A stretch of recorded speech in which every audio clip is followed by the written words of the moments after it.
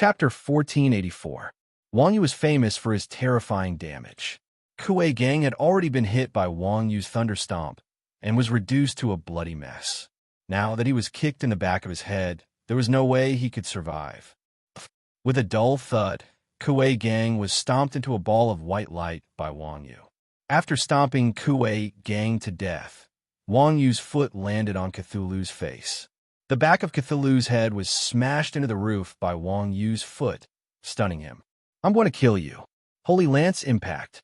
After being interrupted by Wang Yu twice in a row, Bruce, who was under the roof, had a bad temper. His anger rose to the top of his head. He pulled back his hands, and 4 javelins were pulled out. Bruce put his palms together in front of his chest, and the 4 javelins merged into one. They flew towards Wang Yu, who was on the roof. "Good." Wang Yu smiled indifferently. He reached out with his right hand, caught the javelin, and stabbed it behind him. The javelin's angle seemed to have been calculated. It accurately pierced Cthulhu's throat, exited from the back of his head, and stabbed deeply into the roof. Before Cthulhu could react, the scene in front of him changed, and he appeared at the resurrection point. God, what did I just see? Seeing that not only was Wang Yu not dead, but he had also caught his Holy Lance impact, Bruce was completely dumbfounded. He could not believe his eyes. Lockby and the others were also shocked. They had thought that Wang Yu's performance was crazy enough, but it was just the tip of the iceberg. What surprised them even more was that Wang Yu could even catch Bruce's Holy Lance impact so easily. F***CK. Is he even human? Bug. It must be a bug. In just one round, they had lost 2 members. Moreover, one of them was the controller and the other was the main damage dealer. At this time, Lockby suddenly realized that this guy was definitely not someone they could deal with. Therefore, he made up his mind and said, "Everyone retreat." Jeff hurriedly drew a teleportation door, and a few of them stepped into it. Trying to run? Wang Yu had just gotten a kick out of fighting. Seeing that the members of the Holy Altar Battle team had the intention to retreat, how could he be willing to give way? He stomped his feet, and a piece of tile flew up. Immediately after, Wang Yu kicked the tile. Whoosh! With a whistling sound, the tile instantly flew behind Jeff and hit the back of his head. Aya! Jeff's figure flickered, and the portal disappeared into thin air. Upon seeing this, Wuji was slightly startled. He rubbed his chin and said with a smile, "I know, space mages have weaknesses too." Weakness? Does this bastard's profession have any weaknesses? Hearing Wuji's words, everyone turned to look at him. Putting aside Jeff's strength, it was his bad luck to have encountered Wang Yu. However, the spatial mage class was definitely bug level. Not only could they attack and defend, but they could also provide support. What weakness did such a class have? Wuji smiled and said, "Did you guys realize that when his spells are used on players, they're all targets that can't be moved?" Targets that can't be moved? Upon hearing Wuji's words, everyone pondered for a moment and couldn't help but say in surprise, "That seems to be the case." Indeed, be it Bao San or Baiming Yoyu, they seemed to be directly killed after being restrained and unable to move. It was the same for Wang Yu just now. Jeff only attacked after being restrained. There's one more thing. Wuji smiled and said, "When this kid's teleportation door is open, he can't be attacked. Otherwise, the teleportation door will disappear." As he spoke, Wuji pointed at Jeff, who was in a sorry state after being hit in the back of the head by Wang Yu with a tile. "I see. No wonder." Seeing the flustered Jeff below, the Chuanjin members finally felt relieved. No wonder people often said that there was no perfect profession in the game. There were only professions that one didn't understand. After knowing Jeff's weakness, this terrifying spatial wizard was obviously a paper tiger. The Chuanjin members all revealed wretched smiles on their faces. Chuanjin was a bunch of fellows who loved to see the world in chaos. Under normal circumstances, they wouldn't avoid a battle. The reason why they were avoiding the Templar battle team was because they had a spatial wizard in their team. Damn it, once this bastard opens the teleportation door, there's no telling if his teammates will attack him from the other side. Everyone's hands were tied, and they didn't dare to fight him head-on. Now that the weakness of spatial mages had been exposed, the people from the Quan Zhun sect no longer had any reservations. They surrounded the members of the Templar battle team with sinister smiles on their faces. In the office of Sword in the Sky, Mengshi sat at one side. Big Bear was fawning over her. Miss Mengshi, don't worry. As long as the leaders of the Templar battle team have wings, those fellows from Qiuanjin will have nowhere to run. When that time comes, the people from Qiuanjin will belong to you. We only want the main city. Is that so? Mengshi raised her eyelids and said, I heard that they have a very strong grandmaster of combat in their team. Ha ha ha. Big Bear, Big Bear, Big Bear, and Leader Don't Shoot laughed. Just now, our brothers from Sword in the Sky sent a message. They said that the kid has already been captured by the leaders of the Temple battle team. I think they've already gotten their hands on the City Lord's seal. At this point, the leader and Big Bear looked at each other, their eyes filled with indescribable excitement. These two fellows naturally knew how strong Wang Yu was. Defeating Wang Yu was a task that was 180 times harder than pulling a tooth out of Tiger's mouth. If this assassination was successful, Sword in the Sky would not only get a simple Yuhui-Cheng, but also unparalleled glory and fame. After all, the opponent was Wang Yu. To be able to seize a city from such a ferocious person was definitely more satisfying than seizing 10 main cities from the hands of others. In the end, foreign monks knew how to chant scriptures. Imported experts were better than local experts. These bastards from Qiuanjin had been stirring up trouble in the national server for so long, and no one had been able to take care of them. In less than a day, the Templar battle team had even subdued Wang Yu. Now, the leader and Big Bear could only wait for the Templar battle team to return and make a name for themselves. Captured. Mengshi frowned when she heard that, then sent a message to Luo Bai. Capture them alive. Mengshi was slightly regretting making a deal with Sword in the Sky. This was because the people from Qiuanjin were sly and cunning. Mengshi had seen it for herself. If this group of wretched fellows really held a grudge against her, she was afraid that she would be annoyed to no end in the future. Thus, Mengshi changed her mind. She planned to use diplomacy before force, and use a soft approach. If this group of fellows was really stubborn, then it wouldn't be too late to kill them. Alive. Seeing Mengshi's message, Lokbai was about to cry. Chapter 1485. Wang Yu single-handedly defeated the Templar battle team. Now that the Qiuanjin battle team had figured out their opponent's weakness, the Templar battle team was naturally unable to withstand their attacks. Dark Barrier, Cloud Storm, Shadow Chain Kick. Under the powerful attacks of the Qiuanjin battle team, Lokbai and the other three were beaten into a ball of white light and disappeared in front of everyone. The assassins who tried to assassinate the Castellan were killed. The assassination effect on Wang Yu also disappeared, and the Castellan's authority was restored. Wang Yu snapped his fingers and ordered Yu Huiqing's guards to enforce martial law. In Yu Huiqing's resurrection point, Lokbai and the others who had just revived were about to walk out of their respective resurrection points. Suddenly, the guards at the entrance of the resurrection point crossed their spears and blocked their way. What's going on? Lokbai and the others had only heard of guards blocking their way. This was the first time they had encountered something like this. They were confused. The guard saw that Lokbai and the others were confused, so he shouted, "The Castellan has given his order. No one is allowed to leave the resurrection point." Seeing that the other party was not a local player, the other guard even translated in a foreign language. Since no one could understand, Uncle Nyo didn't bother explaining how to translate it. In short, everyone could understand that the NPC in the game was very considerate. WTF? Hearing the guard's words, the Templar battle team panicked. Damn it. Now, they were being chased by a pervert. If they didn't run now, they wouldn't be able to escape even if they wanted to. The Templar battle team had obviously not dealt with the guards before. They didn't know how powerful they were. Hearing that they were not allowed to leave, they didn't believe it. They spread their wings and rushed out. One could imagine the outcome. Before they could fly, they were dragged to the ground by the guards.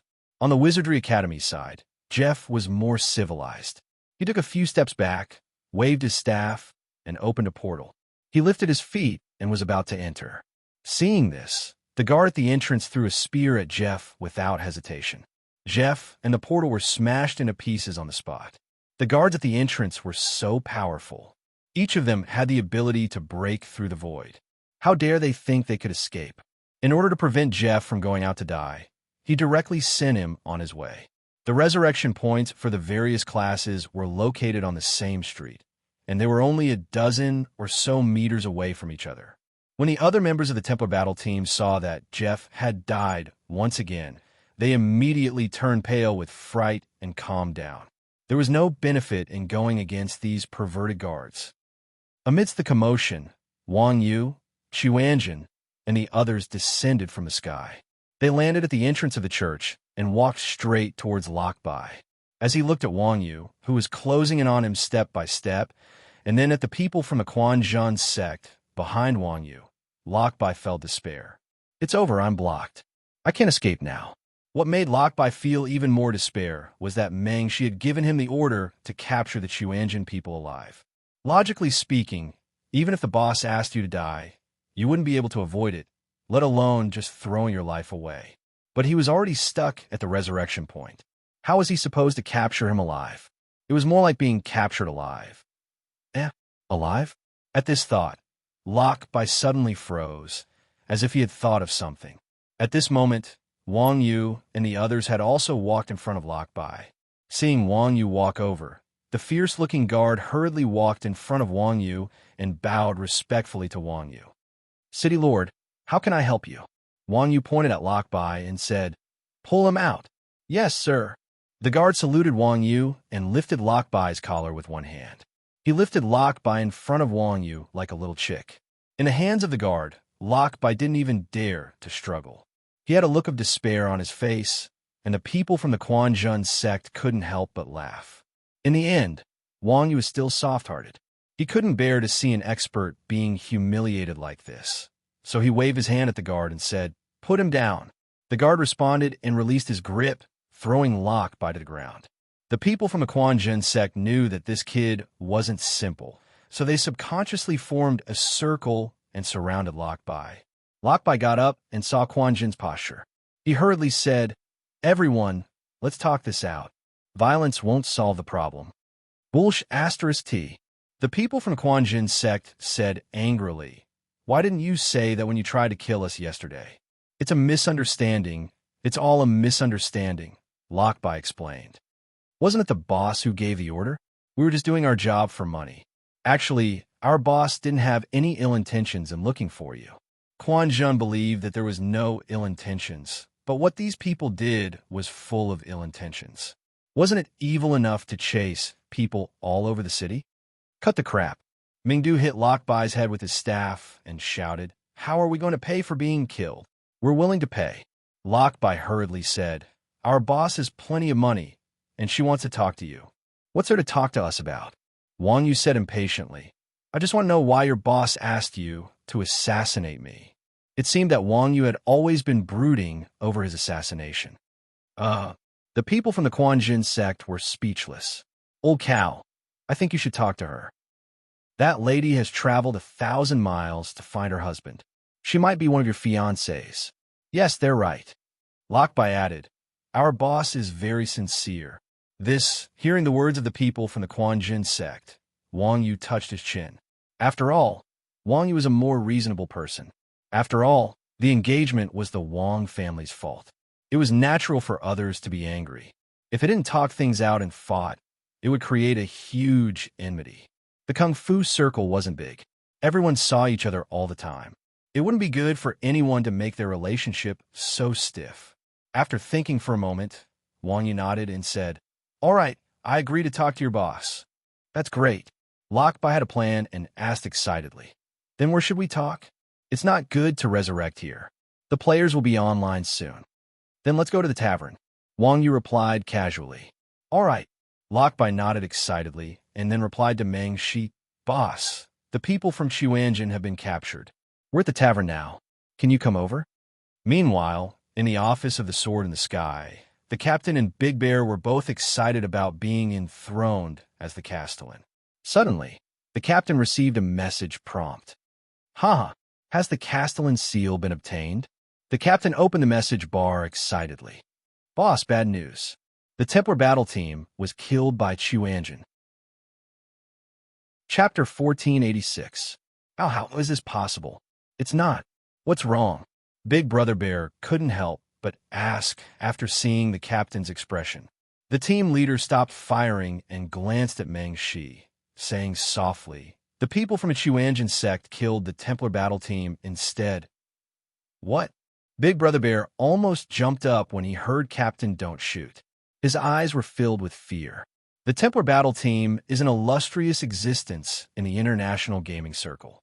Moreover, I have personally witnessed how strong this group of fellows are.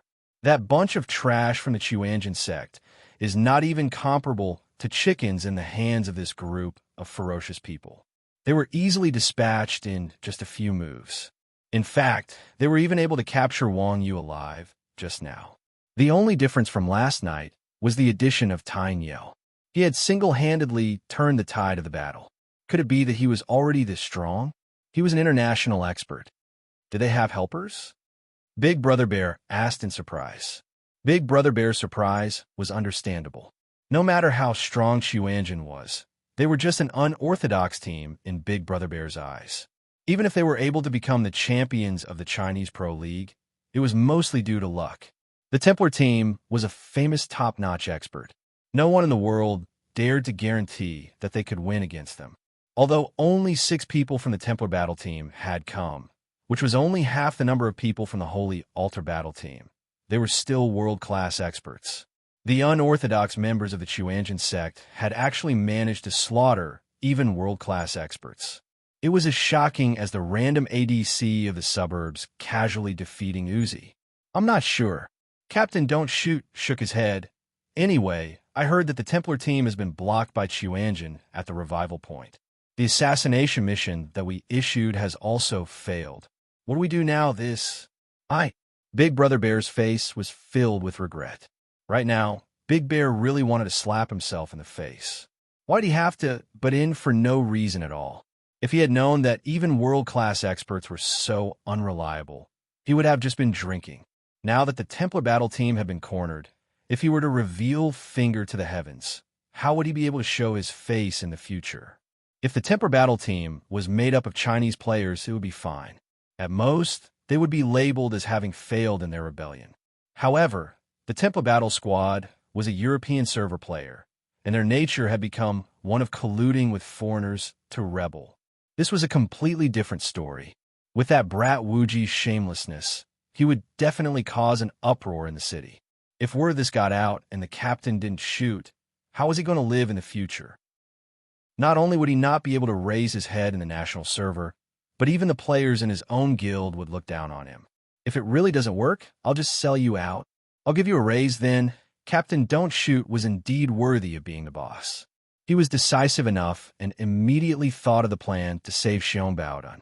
Brother Xiong hurriedly said, "Brother, don't mess around. This isn't about money. Why don't we find a temporary worker?" It seemed that compared to money, Brother Xiong didn't want to lose his reputation. He could be considered a person who cared about his reputation. Come to think of it, if they didn't care about their reputation, they wouldn't have offended Chuanjin. Just as the two of them were at a loss, Meng Shi suddenly stood up. The two of them were shocked and hurriedly said, "Miss Meng Shi, where are you going?" Meng Shi said lightly, "Old Bai and the others are looking for me. I'm going out for a while." Once Meng Shi said this, the two of them panicked even more. They thought to themselves, "Damn, is this girl going to run away? What if she pushes the blame to us?" Thinking of this, the two dirty fellows stood up and said, "Miss Meng Shi, there's something I don't know if I should say." "Just say it." Meng, she said casually. "That." Brother Xiong hesitated for a moment and said, "I want to make a statement about the Chuanjin incident." "Oh, what do you mean?" Brother Xiong said, "The one who negotiated with you is called Blood Rain. It doesn't represent our will to point to the heavens. The ones who are chasing after Chuanjin are the Templar battle squad under your command. It has nothing to do with us. I think we should be clear about this, in case in the end, what was dirty, what was shameless." Brother Xiong's performance was truly incisive. When they had the upper hand, they excitedly chased after them to be taken advantage of. When they had the lower hand, they immediately pulled themselves out until nothing was left. Leader don't throw the bear to protect the team. Brother Xiong immediately threw the rein to protect the bear. It really was a case of the upper beam not being straight. The lower beam will be crooked. All right, I got it. Meng Shi waved her hand and interrupted Brother Xiong's words. You mean you want to terminate your cooperation with us? Not us. It's you and Blood Rain. Brother Xiong corrected. All right. Hearing Brother Xiong's words, not only did Meng Shi's heart not waver, she even wanted to laugh. At the beginning, Meng Shi believed Blood Rain's words. She thought that Xuanzhen's people would be hard to deal with. So she planned to borrow the power of Point to the Heavens to deal with Xuanzhen. In the end, after cooperating with them, she found out that this group of bastards didn't even dare to show their faces. Their role was only to be the eyes of the Templar Battle Squad. They did the work themselves and even took the blame, letting an unimportant person take advantage of them. Meng, she wasn't a fool either. She had long wanted to terminate her cooperation with Point to the Heavens, but because of the spirit of the contract, as well as the fact that Xuanzhen's people hadn't been caught yet, she didn't take the initiative to terminate the cooperation. But now, Xuanzhen's people had already been captured alive by the Templar Battle Squad. Point to the Heavens even took the initiative to terminate the cooperation, so why would Meng Shi agree? You agree? Seeing Meng Shi agree so readily, Brother Xiong couldn't believe his ears. Yes, Meng Shi nodded and said, my dad taught me since I was young that an ordinary man is not good enough. Brother Xiong, who hadn't been ridiculed as an ordinary man, blushed and said, then on account of us helping you to provide Xuanzhen's movements for free, please forget about seeing us. How about it? Oh, what do you mean by that? Meng Shi asked curiously. Nothing. Brother Xiong hurriedly said, even if you say it, we won't admit it. Anyway, there's no proof, and Xuanzhen can't do anything to us. Seeing Brother Xiong's expression, Meng Shi snorted disdainfully and said, this lady is ashamed to be associated with trash. I definitely won't let others know that I know you. After saying that, Meng Shi left Point to the Heavens office without looking back. Can she really keep it a secret? Looking at Meng Shi's departing figure, Brother Xiong was a little absent-minded. I think so. Captain Don't Shoot said, let's not talk about her, just based on your shameless actions just now. I feel that knowing you is a kind of humiliation. F***ck. Brother Xiong was furious. I'm embarrassed for you. Why don't I call her back? Chapter 1487. Walking out of Sword in the Sky's office, Meng Shi went straight to the tavern. Upon entering the tavern, Meng Shi was immediately dumbfounded.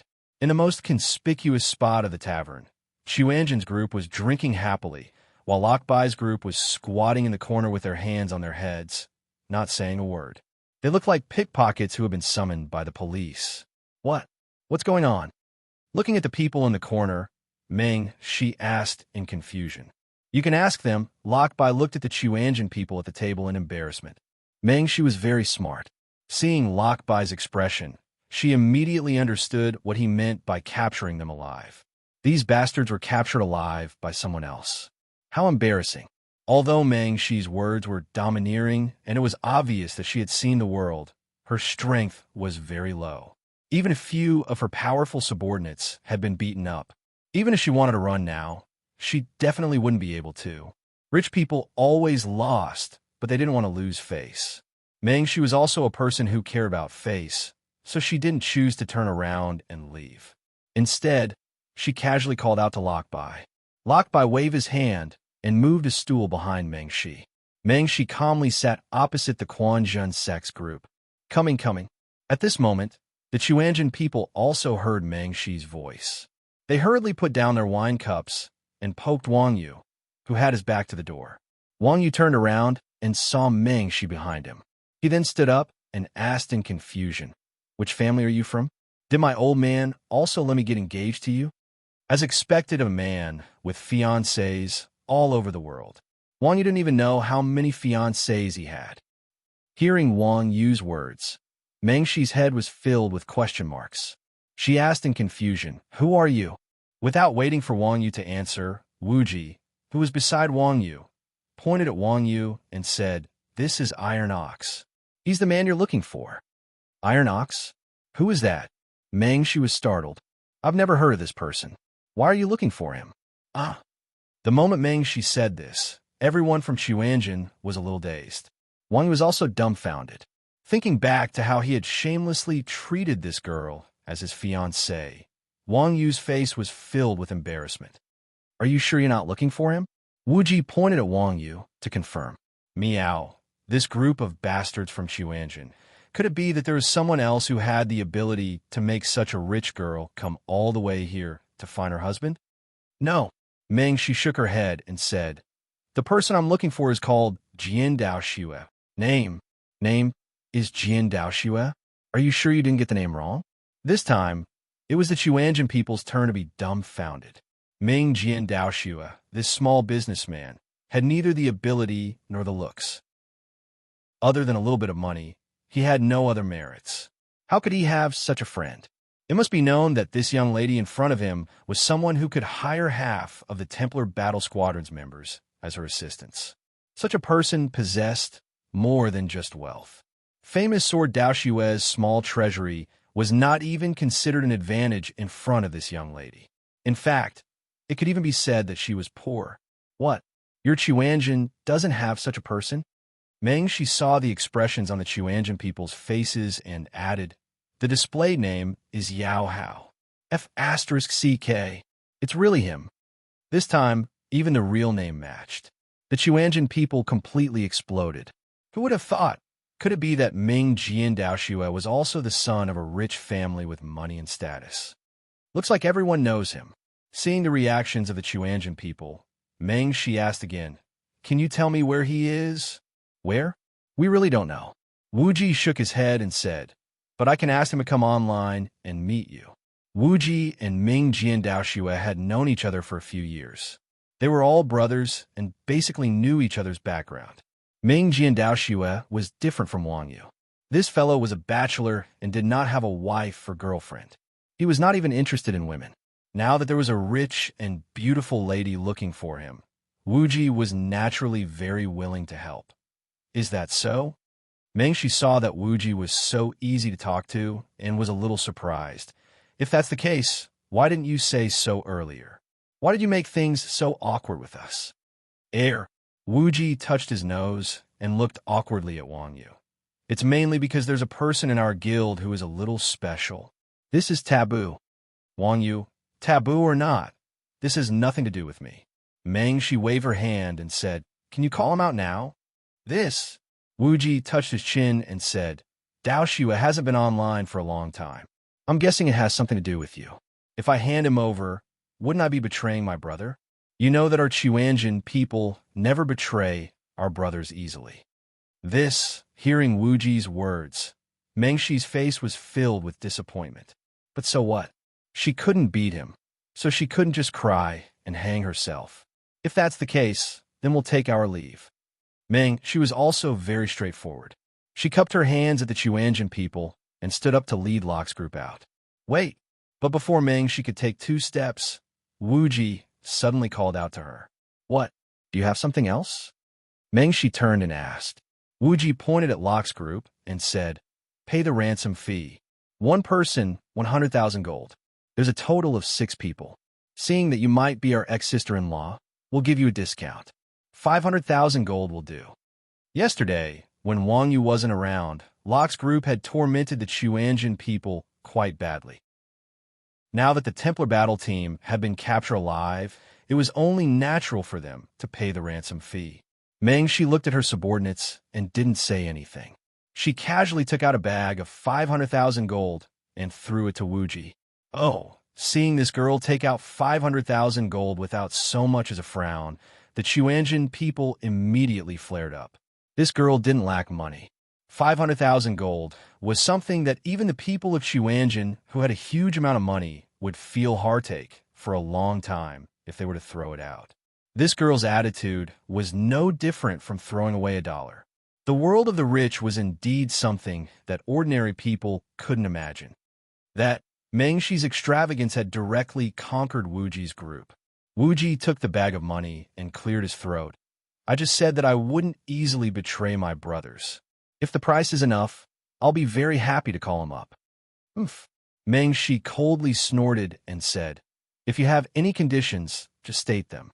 Why beat around the bush? Tell me how much it is. Wu Ji stretched out 5 fingers and said, 500,000. Also, tell me who ordered you to assassinate the city lord. 1 million. Meng Shi calmly haggled, as if 1 million gold was just a number. The Chuanjian people were fascinated by her words. All right. Wu Ji smiled and said, 1 million it is. Do you think that if you don't say it, I won't know that it was someone from Finger Heaven who ordered you? Chapter 1488. You. How do you know? Hearing Wu Ji's words, Meng Shi was shocked. Wang Yu was also confused. Yes, how do you know? Hung. Wu Ji said, rebellion also requires conditions.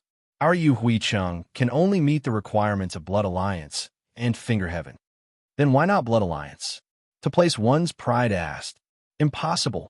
At this moment, Death's left hand shouted, Blood Red War Flag isn't an idiot. They already have Saga City, so why would they fight for Yu Huicheng? Death's left hand was agitated, and only then did everyone notice that there was someone from Blood Alliance at the table. Indeed, Yu Huicheng wasn't a main city with rich resources. In terms of location, it wasn't even as profitable as a port city like Saga City. Blood Alliance had no reason to offend Chuanjian for such a main city. After all, no one knew better than Blood Red War Flag how Saga City came to be. Going against Chuanjian was the same as going against themselves. So, the only guild that had the right to issue a mission to assassinate the city leader was Finger Heaven. TSK, you're just guessing. What if there are other guilds that have the qualifications? To place one's pride curled his lips. Everyone looked at Meng Shi and then looked at to place one's pride like they were looking at an idiot. At this moment, Meng Shi suddenly reacted. She had been tricked by Wu Ji. What a cunning fellow. So what if you know? In any case, I will not testify for you. Meng Shi snorted coldly and glared at Wu Ji. Meng Shi was a clean freak. If she said that she was ashamed to be associated with Finger Heaven, then she definitely wouldn't admit it. This kind of thing needed evidence. Without any evidence, Chuanjian had no reason to do anything. Wu Ji chuckled and said, our Quanjin sect never does things based on evidence. Cut the crap. Seeing how shameless Wu Ji was, Meng Shi hurriedly changed the topic. Get Mingyin Daoxue to see me. A piece of cake. Wu Ji snapped his fingers and pulled Mingdu to his side. Call Daoxue and tell him that there is a business worth 10 million here. Ask him to come here quickly. Is this okay? Mingdu was dumbfounded. Nonsense. Wu Ji said, what about 1 million gold coins? Isn't it 10 million RMB? I didn't lie to him. Tell him if he wants to come or not. It's fine. He'll get 1 less share. Then don't let him come up. I'll take his share for him. Isn't it just a girlfriend? I'll go all out and take the loss this time. Mingdu patted his chest righteously, as if he was willing to sacrifice himself for both brothers. Everyone took out their weapons and coldly said, Scram! Ha! I'm just joking. Mingdu shrunk his neck and quickly went offline. Soon, Mingyin Daoxue received a call from Mingdu. After hearing the news from Mingdu, Mingyin Daoxue was so anxious that he scratched his ears and cheeks. Mingyin Daoxue was a veteran of the first 3 generations of Chuanjian. Wu Ji knew this kid's character like the back of his hand. This bastard was famous for wanting money more than his life.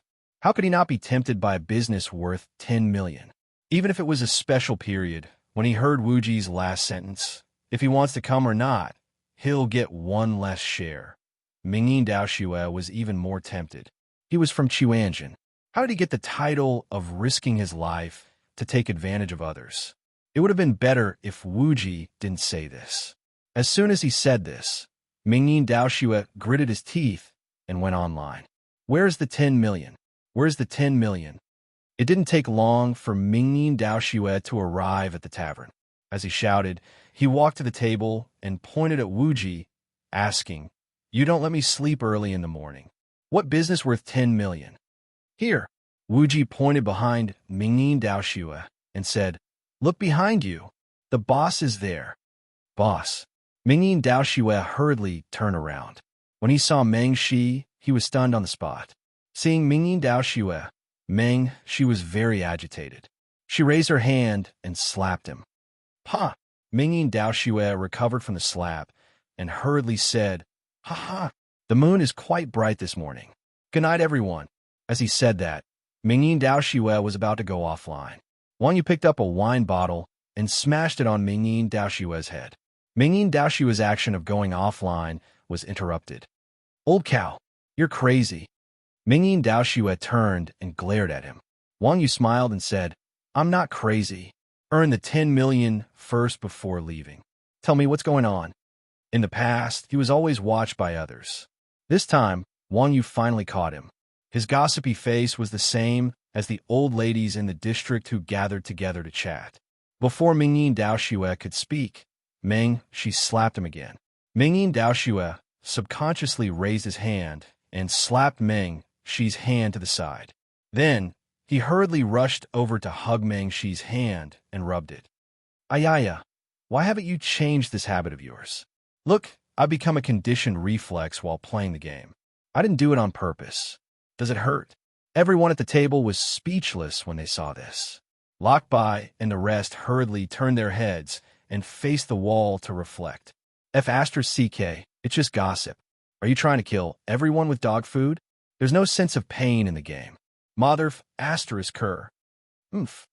Meng Shi swung her hand and pulled it out of Mingyin Daoxue's hand. She said angrily, "Why did you leave without saying goodbye? The gossip is here." Everyone in Xuanzhen immediately pricked up their ears. "This, that, you become even more beautiful," Mingyin Daoxue said vaguely.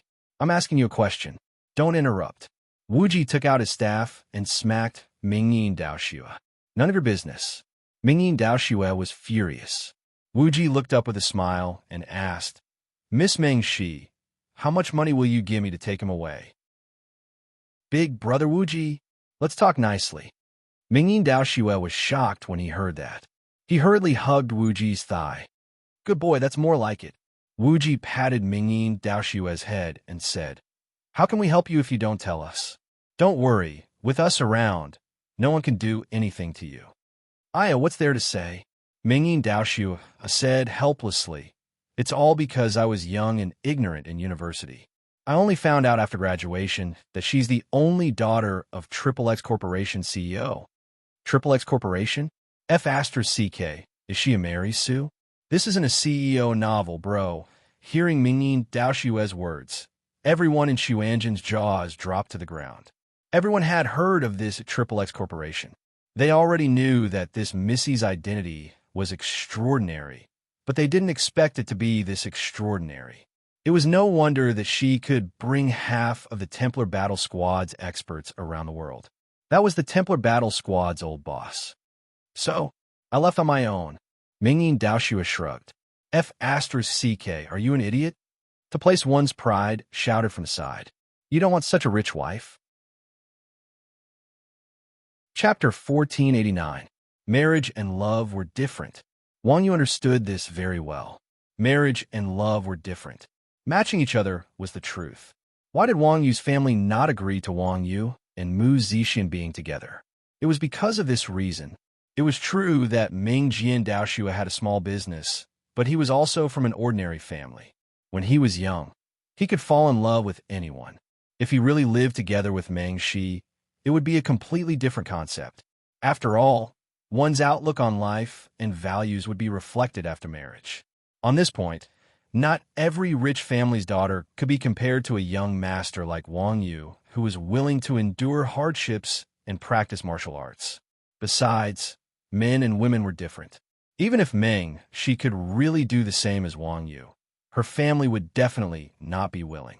Rather than being rejected coldly, it was better to just disappear. At the very least, she could leave some dignity for herself. Most of the people in Xuanzhen had life experience and were more realistic people. So when they heard Mingyin Daoxue's words, other than the brat to place one's pride, Everyone immediately understood Ming Jiandaoxue's difficulties. Ming Jiandaoxue had been risking his life to earn money all these years. He wanted to be someone who could match up with Meng Shi. But this was just a thought. With his current appearance, if nothing unexpected happened, it would be impossible in this lifetime. My condolences, Dao Xue. None of us can help you with this. Wu Ji patted Ming Jiandaoxue's shoulder to express his sympathy. Then, he said to Meng Shi, "You've seen him. When will you give me the 1 million gold?" Meng Shi took out 2 money bags and said, "Let him go with me.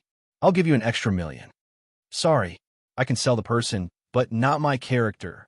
Wu Ji waved his hand and said, "Give up on pestering him. We don't need that 1 million.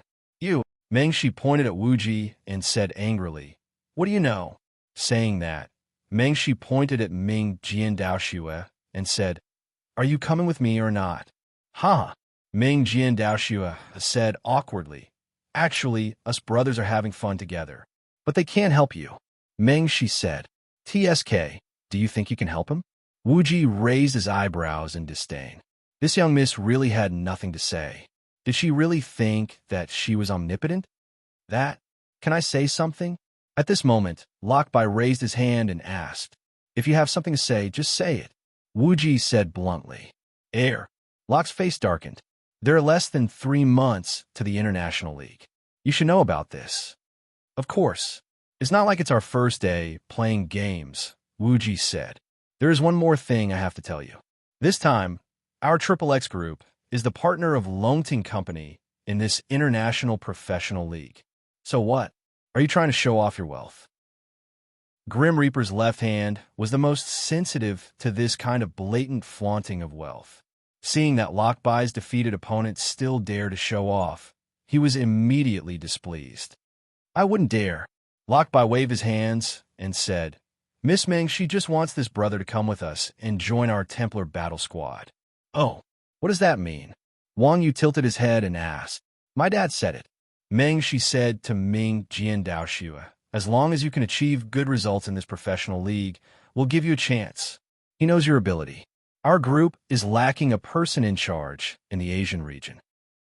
When Meng Shi said this, everyone in Xuanzhen was stunned again. What the hell? What was this? What was the relationship between doing business and playing games? Finding a professional player to be the person in charge. This rich person really knew how to play. Wu Ji thought for a moment and asked Ming Jiandaoxue, "What department are you in?" "Business management." Ming Jiandaoxue blushed. Oh, no wonder. Everyone understood. So Ming Jiandaoxue was a top student, a straight-A student. No wonder his business was doing so well. However, to have this ability to cheat money in games, this kid was really amazing. It seemed that Meng Shi's father had said this because he had no choice but to give Ming Jiandaoxue a chance. As for getting good results in the professional league, it was probably just a way out. After all, Ming Jiandaoxue's ability was there. This way, he could make the kid happy, give him face, and find a qualified employee. It was killing 3 birds with 1 stone, as expected of an old fox. Isn't it just getting good results? Why should I join your Templar team? We have a team too. Mingdu asked curiously.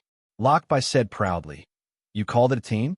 Only in our team can you get good results." "Is that so?"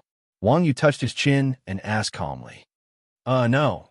Hearing Wang Yu's words, Lokbai hurriedly waved his hand and said, "I'm saying that only the strongest teams in each region have the right to participate in the International League. In your Huaxia region, only those few teams are qualified." Clearly, what Lokbai meant was, what's the use of being strong alone? Rebirth isn't a single-player game. You guys don't have the right. Ha ha. Hearing Lokbai's words, everyone from Xuanzhen burst into laughter. What? Am I wrong? Lokbai had goosebumps from everyone's laughter. You're right. Wang Yu nodded and said, "Unfortunately, our Xuanzhen team also qualified this time." "You guys?" Lokbai said in disbelief. "Could it be that the motley team that defeated the 9 States team was you guys?" "That's right." Wang Yu smiled and showed his title as the captain of the motley team. Seeing this, Lokbai was speechless. Meng Shi also had a look of disbelief. "I didn't expect you guys to qualify too. It was nothing," Wang Yu said casually. Don't be arrogant. Meng Shi was very unhappy with Wang Yu's attitude. The International League isn't as simple as you think. Oh, Wang Yu heard this and pointed at Lok Bai. Then does he have the right to participate in the International League? Of course, Meng Shi said proudly. Lao Bai is one of the core members of our Templar team. Oh, hearing Meng Shi's words, Wang Yu rubbed his chin and muttered, looks like the International League is much simpler than I thought. Meng Shi was speechless. F***CK. Lok Bai and the others burst into tears. Meow, this bastard didn't give them any face at all. All right, after saying that, Wang Yu said, you've delivered the message. Go back. There's nothing for you here. When the time comes, we'll send Dao Shui to you. Chapter 1490. You're following him? Wu Ji rubbed his head and asked Chun Xiang, Brother Chun, is there a shortage of people in Chuanjin? Chun Xiang replied wretchedly, there are quite a few male players, but it doesn't matter how many female players there are. Ma Lanhua just left the guild. Really? Where did she go? Wu Ji opened the guild window and asked Bao San. Ma Lanhua was usually the closest to Bao San. Bao San replied, she said her father is sick, so she's going home. Oh, does anyone have any objections? Wu Ji asked the others. I don't care. Wang Yu shrugged. The Quanzhen sect wasn't the type of guild that would choose its members based on their strength. Although Wu Ji often talked about the elite system, that was only for combat-type players. As for female players, as long as they got along well, having one more person wouldn't make a difference. At the very most, when there was a big operation, they would get an extra share. But with Meng Shi's wealth, she wouldn't have any objections even if she didn't get a share. What about you guys? Wu Ji turned to ask the others. Ming Ji and Dao Shua wanted to object, but it was useless. Chun Xiang and Ming Du were excited, especially to place one's pride. He ran up to Meng Shi and said, Sister Meng Shi, I'm to place one's pride. I'm Dao Shua's best brother. Welcome to Chuanjin. Wu Ji was speechless. What about you guys? Do you want to stay? Wang Yu raised his chin and asked Lok Bai and the others. You guys are quite capable. Do you want to join Chuanjin? Quite capable. Hearing Wang Yu's evaluation, Lok Bai and the others were in tears again. In any case, the St. Church battle team was an internationally renowned top-tier battle team. Who would have thought that in Wang Yu's eyes, they would only be considered to have some skills? Forget about them. Meng Shi waved her hand. If they don't go back, I'm afraid I'll be called back. Heh, I didn't expect this chick to be so smart. All right, then you can leave. Wang Yu nodded and snapped his fingers at the tavern owner. Let them go. Yes, city lord. The tavern owner bowed respectfully to Wang Yu, and Lok Bai and the rest received the news. Your imprisonment time is over. I hope you will abide by the law and be a law-abiding citizen. Seeing this, Meng Shi suddenly came to a realization. No wonder these fellows couldn't escape. It turned out that Wang Yu had imprisoned them. She didn't think that being a city lord was quite interesting. No wonder Sword Point to the Heavens and his group were willing to risk their lives to become city lords. After Wang Yu unsealed the members of the Templar battle team, Meng Shi said a few words to them and sent them out of the tavern. At this moment, Wang Yu knocked on the table and said, Dao Shui's matter has been settled. Shouldn't my matter be settled as well? You? Hearing Wang Yu's words, everyone from the Chuanjin sect asked in bewilderment, what do you want? Bro. Wang Yu was speechless. Bro, in order to save you, I was assassinated in broad daylight and plotted a rebellion. Shouldn't I talk about this? It seemed like Wang Yu still held a grudge against him for being plotted a rebellion. Speaking of which, it was true that Wang Yu was kind-hearted, but he wasn't the kind of person who wouldn't retaliate when hit or scolded. Don't look at how Wang Yu didn't pay attention to the city's construction and popularity. Ever since Wang Yu became the city lord, he had been helping Yu Huicheng obtain economic benefits. Even if he couldn't be said to have racked his brains, he could be said to have been very conscientious. Yu Huicheng's economy had been rising, and his main city's ranking had even surpassed District 7's main city, God of War City. For so long, under Chuanjin's leadership, Yu Huicheng's players were also proud and elated. Even if it wasn't a meritorious deed, it was still hard work. Such a good city lord was plotted a rebellion for no reason. Was there still any law? Was there still any law? It was as if Wang Yu had helped others, but was stabbed in the back. With Wang Yu's temper, how could he take this lying down? TSK. I thought it was something serious. The people from Chuanjin said in disdain, just say it. If you go and slaughter sword-pointing sky, would they dare to fart? Nonsense. Wang Yu said gloomily, without any evidence. How can I do it? I'm not you guys. Indeed, Wang Yu was different from the others in Chuanjin. This kid was a little moral. Without evidence, killing people for no reason wasn't Wang Yu's style. However, it wasn't Wang Yu's idea to suffer in silence. That's easy, you can do this. Wu Ji smiled as he gave an idea to Wang Yu. Just leave this to Blood Alliance. Just like that, Wang Yu was confused when he heard Wu Ji's idea. Of course, Wu Ji said confidently. This is a plan to drive the tiger to swallow the wolf. Will Blood Red War Flag go? Wang Yu asked. Of course they will go. Wu Ji smiled. Blood Alliance and Sword Pointing Sky have an ancestral grudge. If it wasn't for you being unhappy, Blood Red War Flag would have slaughtered them long ago. Moreover, at this point, Wu Ji paused and said, there are no eternal enemies, but there are eternal benefits. TSK, TSK, TSK. After Wu Ji's advice, Wang Yu exclaimed, despicable brat, you are really doing good by playing games. Hey! Wu Ji was furious. After what the Temple Battle team did, it was already 7 or 8 o'clock. It was the time for players to come online. He opened his friends list and saw that Blood Red War Flag was online. Wang Yu sent a message to Blood Red War Flag. Where are you? Are you free? I have something to talk to you about. Very quickly, Blood Red War Flag replied. Where are you? I'll go find you. Blood Red War Flag usually replied to Wang Yu's messages instantly. After all, Wang Yu and the others helped them take down a main city. Blood Red War Flag's gratitude towards Xuanjin came from the bottom of their heart. Since Wang Yu was looking for him, he had to be free no matter how busy he was. Tavern, Wang Yu replied. I'll be there soon. 3 minutes later, Blood Red War Flag arrived at the tavern. When they saw Xuanjin and the others, they greeted them from afar. Nyogu, Boss Wu Ji. Wu Ji was also very perceptive. When he saw Blood Red War Flag, he quickly moved to the side and gave Blood Red War Flag a seat.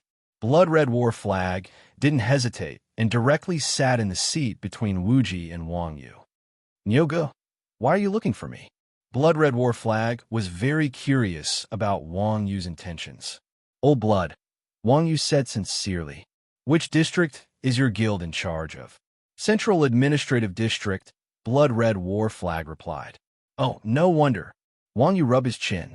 Central Administrative District is Yu Huiqing's front. You guys don't have enough development. Are you always busy with your own things?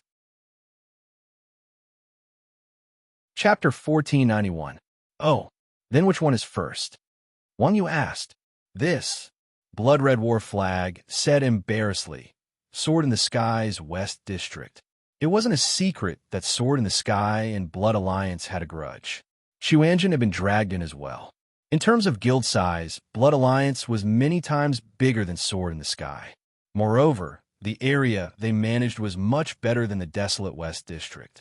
However, in terms of building and popularity, Blood Alliance was much worse than Sword in the Sky. Even though they knew that their leader wasn't lacking in money, such a gap made it hard for Blood Red War Flag to raise their heads.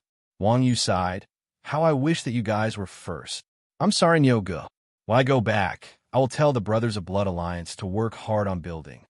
Blood Red War Flag obviously didn't understand Wang Yu's meaning. They thought that Wang Yu had called them over to criticize them. Seeing Blood Red War Flag being so dumb, Wang Yu was helpless. He just said honestly, the West District is pretty good. Now that the building is almost done, Blood Alliance can move back. What?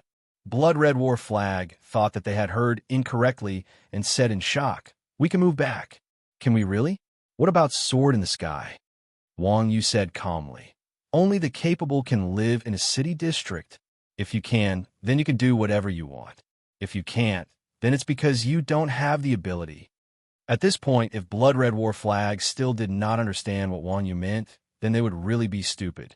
Wasn't it obvious that Sword in the Sky had somehow offended Wang Yu?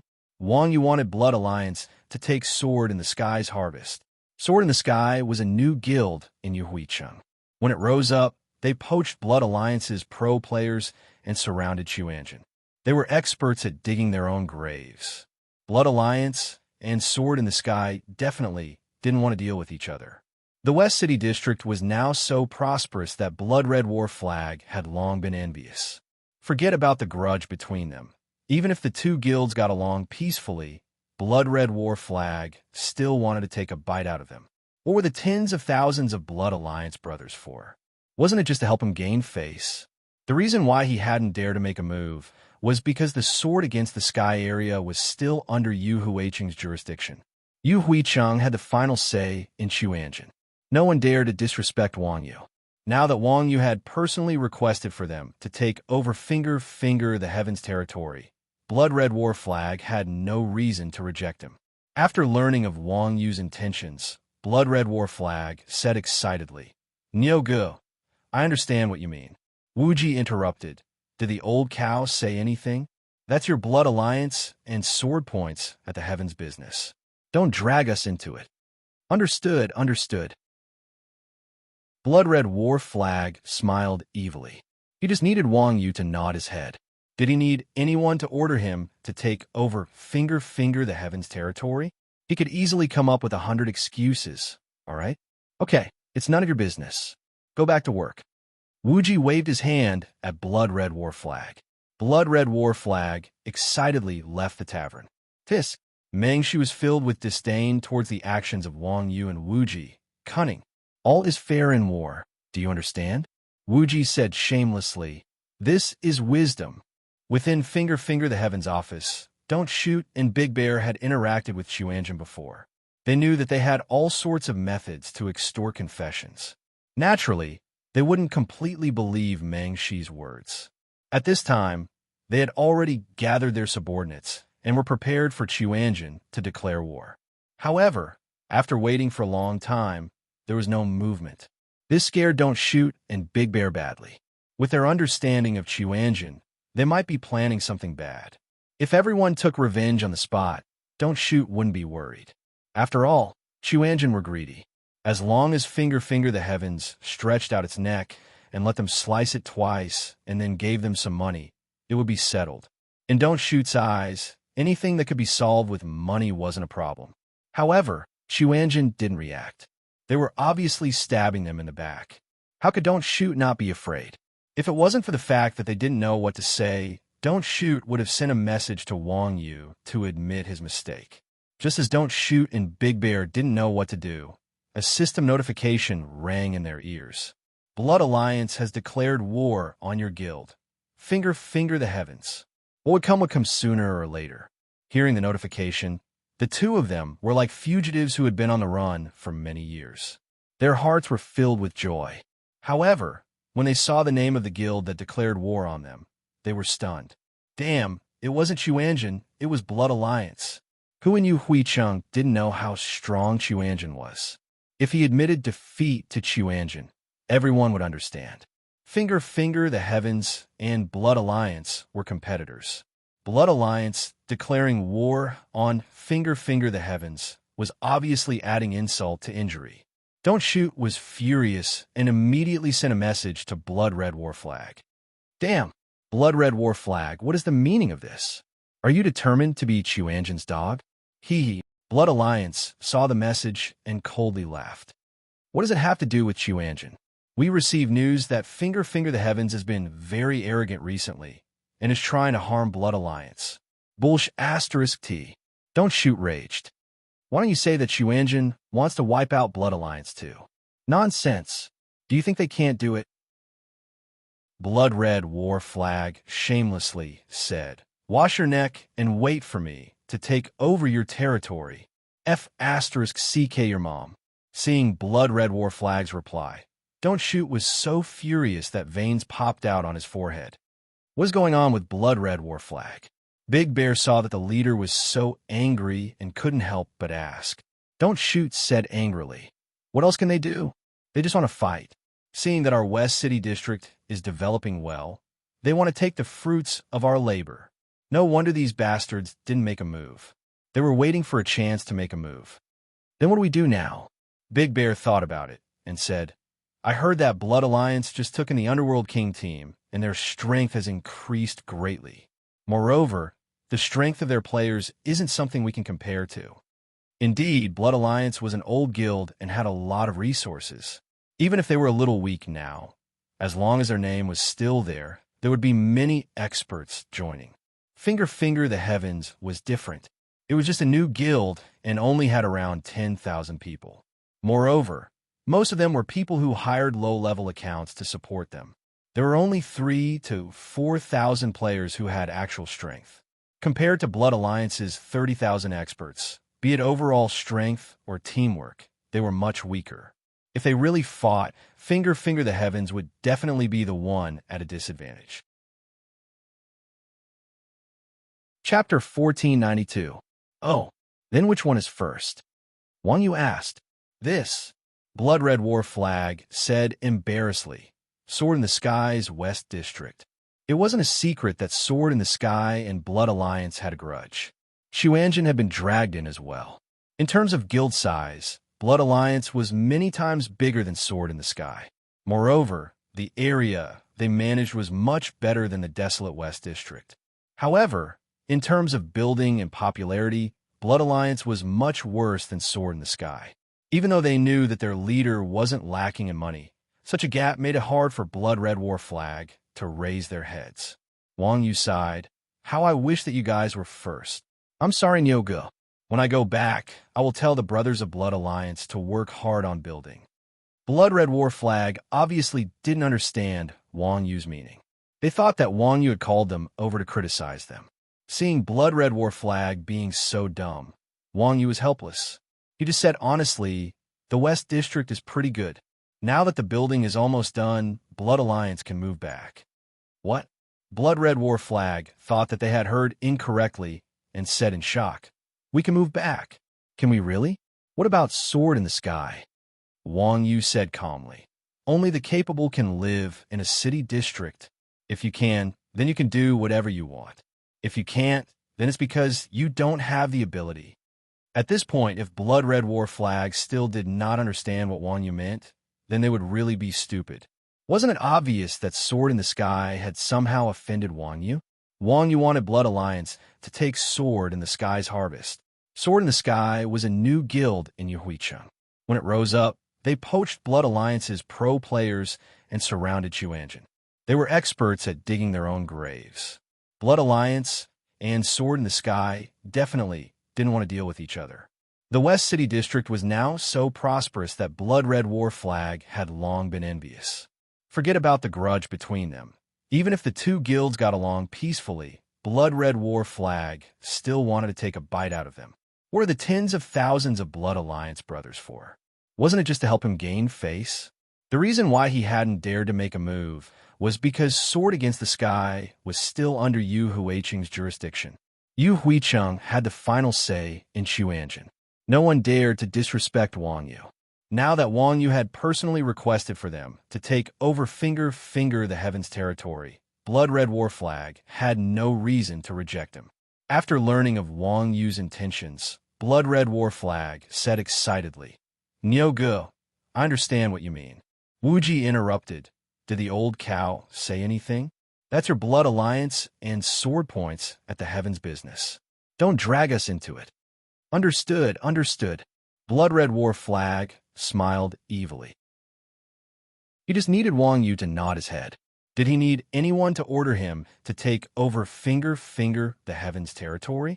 He could easily come up with 100 excuses. All right? Okay, there's nothing else for you to do. Go back to work. Wuji waved his hand at Blood Red War Flag. Blood Red War Flag excitedly left the tavern. Tis, Mengshi was very disdainful towards Wang Yu and Wuji's actions. Cunning. All's fair in war, understand? Wuji said shamelessly. This is wisdom.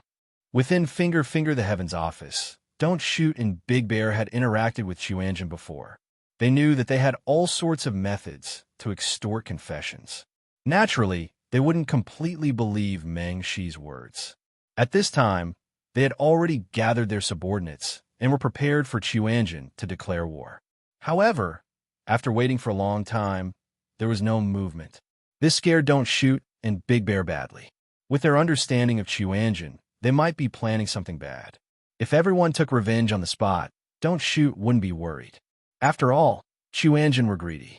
As long as Finger the Heavens stretched out its neck and let them slice it twice and then gave them some money, it would be settled. In Don't Shoot's eyes, anything that could be solved with money wasn't a problem. However, Chuanjin didn't react. It was obvious that they wanted to stab them in the back. How could Don't Shoot not be afraid? If it wasn't for the fact that they didn't know what to say, Don't Shoot would have sent a message to Wang Yu to admit his mistake.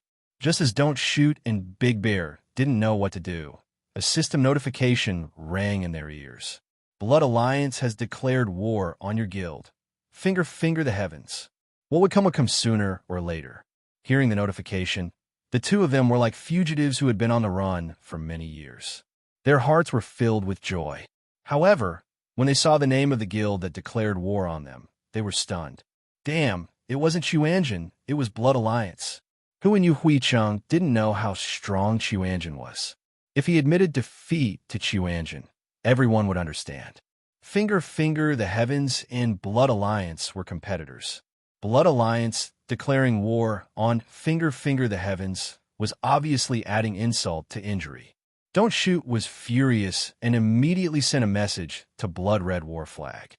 Damn, Blood Red War Flag, what is the meaning of this? Are you determined to be Chuanjin's dog? Hee. Blood Alliance saw the message and coldly laughed. What does it have to do with Chuanjin? We received news that Finger the Heavens has been very arrogant recently and is trying to harm Blood Alliance. Bullsh *T. Don't Shoot raged. Why don't you say that Chuanjin wants to wipe out Blood Alliance too? Nonsense. Do you think they can't do it? Blood Red War Flag shamelessly said, wash your necks and wait for me to take over your territory. *CKU. Seeing Blood Red War Flag's reply, Don't Shoot was so furious that veins popped out on his forehead. What is going on with Blood Red War Flag? Big Bear saw that the leader was so angry and couldn't help but ask. Don't Shoot said angrily, what else can they do? They just want to fight. Seeing that our West District is developing well, they want to take the fruits of our labor. No wonder these bastards didn't make a move. They were waiting for a chance to make a move. Then what do we do now? Big Bear thought about it and said, I heard that Blood Alliance just took in the Underworld King team, and their strength has increased greatly. Moreover, the strength of their players isn't something we can compare to. Indeed, Blood Alliance was an old guild and had a lot of resources. Even if they were a little weak now, as long as their name was still there would be many experts joining them. Chapter 1493. Death's Left Hand and Blood Red War Flag were in the same pot of piss. These two were birds of feather. They spoke and did things without thinking. In the eyes of the treacherous people of the Chuanjin sect, this kind of behavior was close to that of an idiot. The people of the Chuanjin sect looked at Death's Left Hand in disdain and said, Your backyard is on fire. Why aren't you leaving? Hee. Death's Left Hand picked up the wine glass and said, This is the first time I've drunk such expensive wine. Finish it before you leave. Come, Wuji, cheers. As he spoke, the Grim Reaper's left hand picked up the glass and drained it in one gulp. He then grabbed the glass in front of Concealing Pride and placed it in front of him. He then patted Concealing Pride's head and said earnestly, Little friend, you shouldn't drink at your age. To place one's pride, rolled his eyes in anger. Everyone, *CK. One is marked by the company one keeps. The Grim Reaper's left hand had only known the Quanjin sect for a few days. Other than being brainless, the Grim Reaper's left hand behaved like an old dog of the Quanjin sect. Had his shamelessness been triggered? Wuji ignored Death's left hand, who was drunk, and turned to ask Wang Yu, Awesome. You caused this. What do you think? Wang Yu was also having a headache. Wang Yu knew that Blood Red War Flag was a little stupid, but he did not expect them to be this stupid. If he had known this would happen, Wang Yu would have gone to Bloodwind Whisper directly. At the very least, Bloodwind Whisper was reliable and would not have messed things up like this. Wang Yu thought about it and said, I think Blood Alliance should have no problem dealing with Finger in the Sky. I'm just afraid that Finger in the Sky won't play according to plan. What card can they have? Death's Left Hand said in disdain. Wang Yu said, they have money. As soon as Wang Yu said this, Death's Left Hand immediately shut up. Right? Money was just that strong. With money, one could do whatever they wanted in game or in real life. Finger in the Sky's players were indeed not good, but there were some hardcore players that the party leaders spent a lot of money to hire. Moreover, they had money and could do anything. If they threw a stack of money in your face, wouldn't you be tempted? Pro players were afraid of breaking the contract and wouldn't care about this bit of money. Normal players weren't Blood Alliance's contract workers. The game was a virtual world, and traders only needed benefits and not costs. There were too many players in Blood Alliance. Compared to a small group like Quanjin Sect, they were much weaker. In everyone's eyes, they only cared about benefits. Those who cared about guild relations were all idiots. If Wang Yu or Wuji were the leader, they wouldn't even need to do anything. All they had to do was stand on the battlefield and say that whoever joined Fingersword in the Sky would receive double the treatment. That would definitely crush the morale of Blood Alliance. If Wang Yu or Wuji was the party leader, they wouldn't even need to do anything. They could just stand on the battlefield and say that whoever joined Finger in the Sky would receive double the benefits. That would be enough to crush the morale of Blood Alliance. If Blood Red War Flag wanted to save the situation, they had to raise the benefits. They were on the defensive. The two guilds didn't even need to fight. As long as the two guild leaders bid against each other, it would be enough. When it came to comparing money, who was Finger in the Sky afraid of? Out of sight, out of mind. Facing such a chaotic situation, Wang Yu suggested to clear the daily dungeons. When the Quanjin Sect's group finished clearing the dungeon and returned from outside the city, the two big guilds were already fighting fiercely. The streets and alleys were filled with PvP players. City area battles were different from base battles. Base battles were where the side that declared war brought people to attack the base of the other side. It was basically a small city battle. A city war was a battle between the two city zones' management guilds. Using the two major zones as a base, they would attack each other until they took down the other party's headquarters, combat office. When gods fought, mortals suffered. Blood Alliance and Finger in the Sky were both big guilds in Yuhuiqing. It was quite terrifying for a large-scale fight to happen between these two guilds. Moreover, it wasn't just the two big guilds that were fighting. The more chaotic the situation, the more people liked to fish in troubled waters. With Blood Alliance and sword pointing at the heavens fighting, the city was already in a mess. The smaller guilds, who were unhappy with the two big guilds, took this opportunity to stab them in the back, placing their hatred on the two big guilds. There were even some who took advantage of the two big guilds fighting to kill people in the city for equipment. Their actions were so vile that it made people's hair stand on end. All of a sudden, the entire Yuhuicheng was in a mess. Normal players were in danger and hid in the safe zone, not daring to move. Seeing how chaotic the city was, as the instigator of this incident, Wang Yu suddenly felt a little regretful for his actions. It was just Finger in the Sky.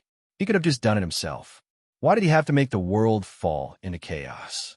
On the other hand, Xuanjin was really excited. These people just wanted to watch a show and love this kind of scene. The tavern was also a battlefield, so it wasn't peaceful at all. Xuanjin bought some alcohol and sat on the roof of the church to watch the two guilds fight. Seeing the battle get more and more intense, Wang Yu couldn't help but ask, "Who do you think will win if this goes on?" Wuji analyzed. From the looks of it, the Blood Alliance has the absolute advantage. However, the players from Sword in the Heavens are quite stubborn. A bunch of second-rate players relying on the West District's geographical advantage to survive until now is out of my expectations. If nothing goes wrong, it should only be a matter of time before the Blood Alliance wins this battle. Bao San was also surprised. I didn't expect Finger in the Sky's 10,000 people to be able to fight Blood Alliance's 30,000. I thought that Finger in the Sky was just a bunch of weaklings. Wu Ji corrected him, not 30,000. It's 10,000. More than half of the Blood Alliance members are in Saga City. Oh, no wonder. Everyone understood. At this moment, Wang Yu stood up and said angrily, "No matter who wins, I hope this battle will end before the sky turns dark." "Don't worry," Spring Grace said. "Finger in the Sky is at the end of its rope and can probably last for an hour at most. Let's eat a meal and come back. The West City area belongs to Blood Alliance." That might not be the case. Just as Chun Xiang finished speaking, Wuji pointed to the transfer point not far away and said, "Look over there." Everyone heard this and looked towards where Wuji was pointing. They saw a white light flash, and within the teleportation point, large amounts of foreign players appeared.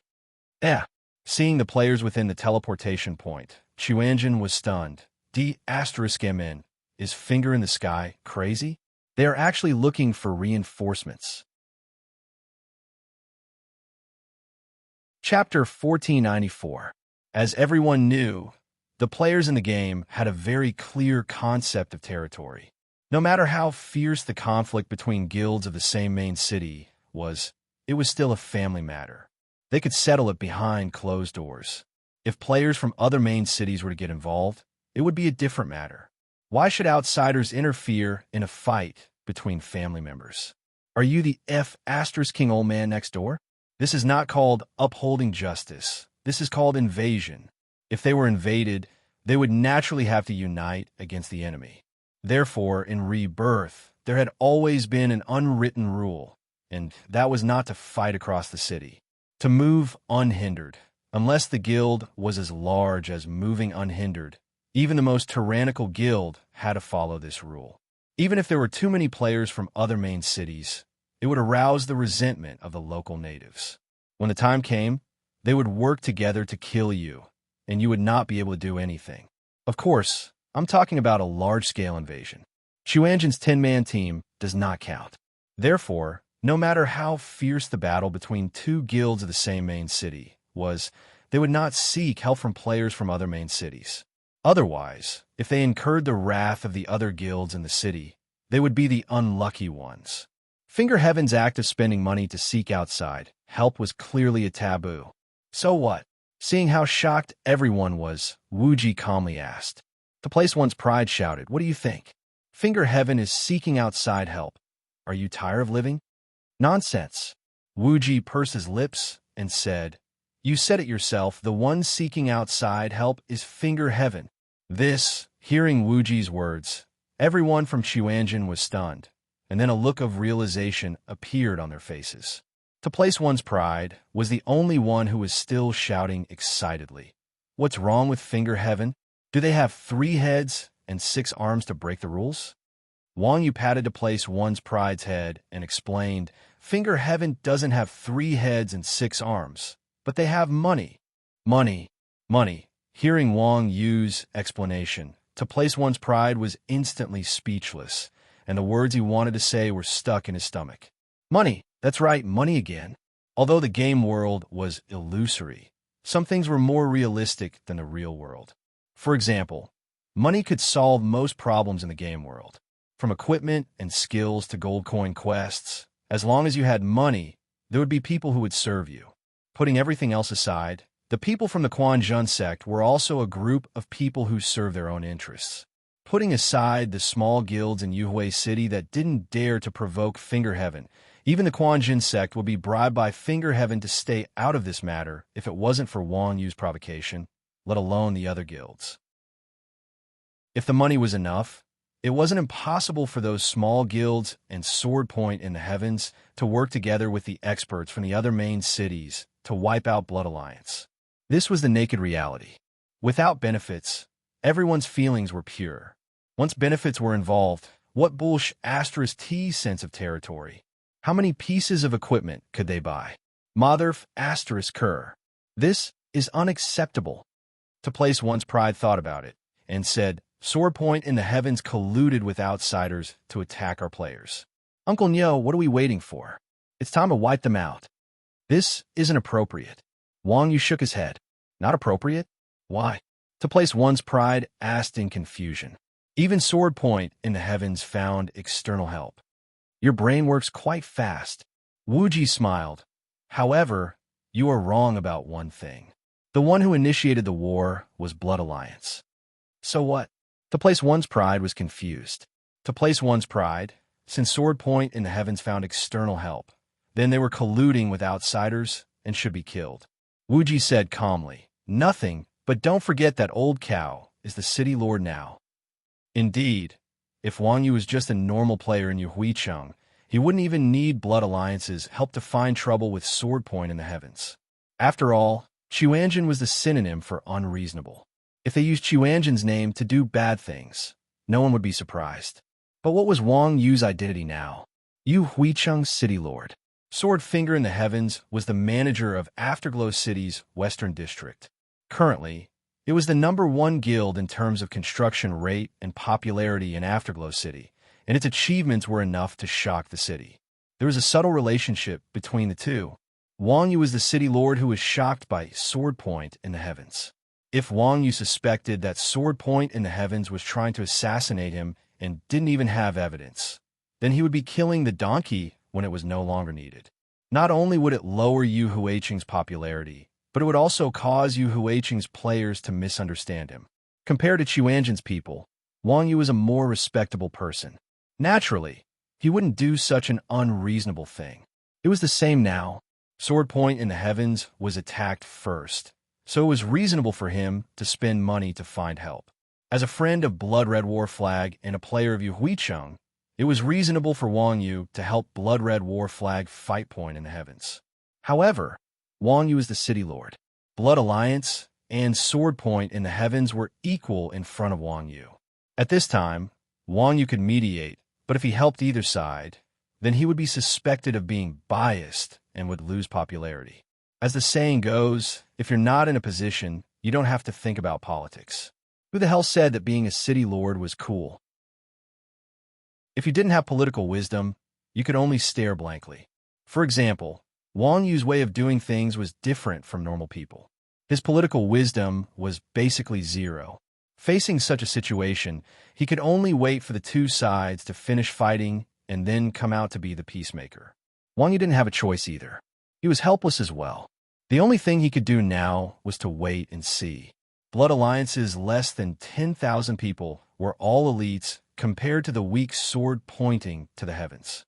Due to their advantage and strength, Blood Alliance suppressed Sword Point in the Heavens right from the start. Although Sword Point in the Heavens was able to fight back, it was only a matter of time before it was destroyed. However, just as Blood Red War Flag thought that they had one, there was a sudden change in the guild channel. Boss, not good. A large group of unfamiliar experts appear behind us. They seem to be reinforcements that Sword Point in the Heavens invited. Reinforcements? After receiving the news, Blood Red War Flag was delighted. He said to Bloodwind Whisper, "Damn, Sword Point in the Heavens is crazy. They actually invited outsiders to deal with us. Hurry and inform the other guild leaders." Is this reliable? Bloodwind Whisper thought about it and felt that something was wrong. He couldn't help but suggest, "Why don't we ask Wuji what to do?" Hearing Bloodwind Whisper's words, Blood Red War Flag was a little unhappy. He said sincerely, "Wind Whisper, it's not that I want to scold you. Our Blood Alliance is also a top guild. Can you not ask for help right from the start?" Chapter 1495. Is that so? Blood Red War Flag was stunned when he heard Wind Whisper's words. Wind Whisper used to be a normal core player in Blood Alliance.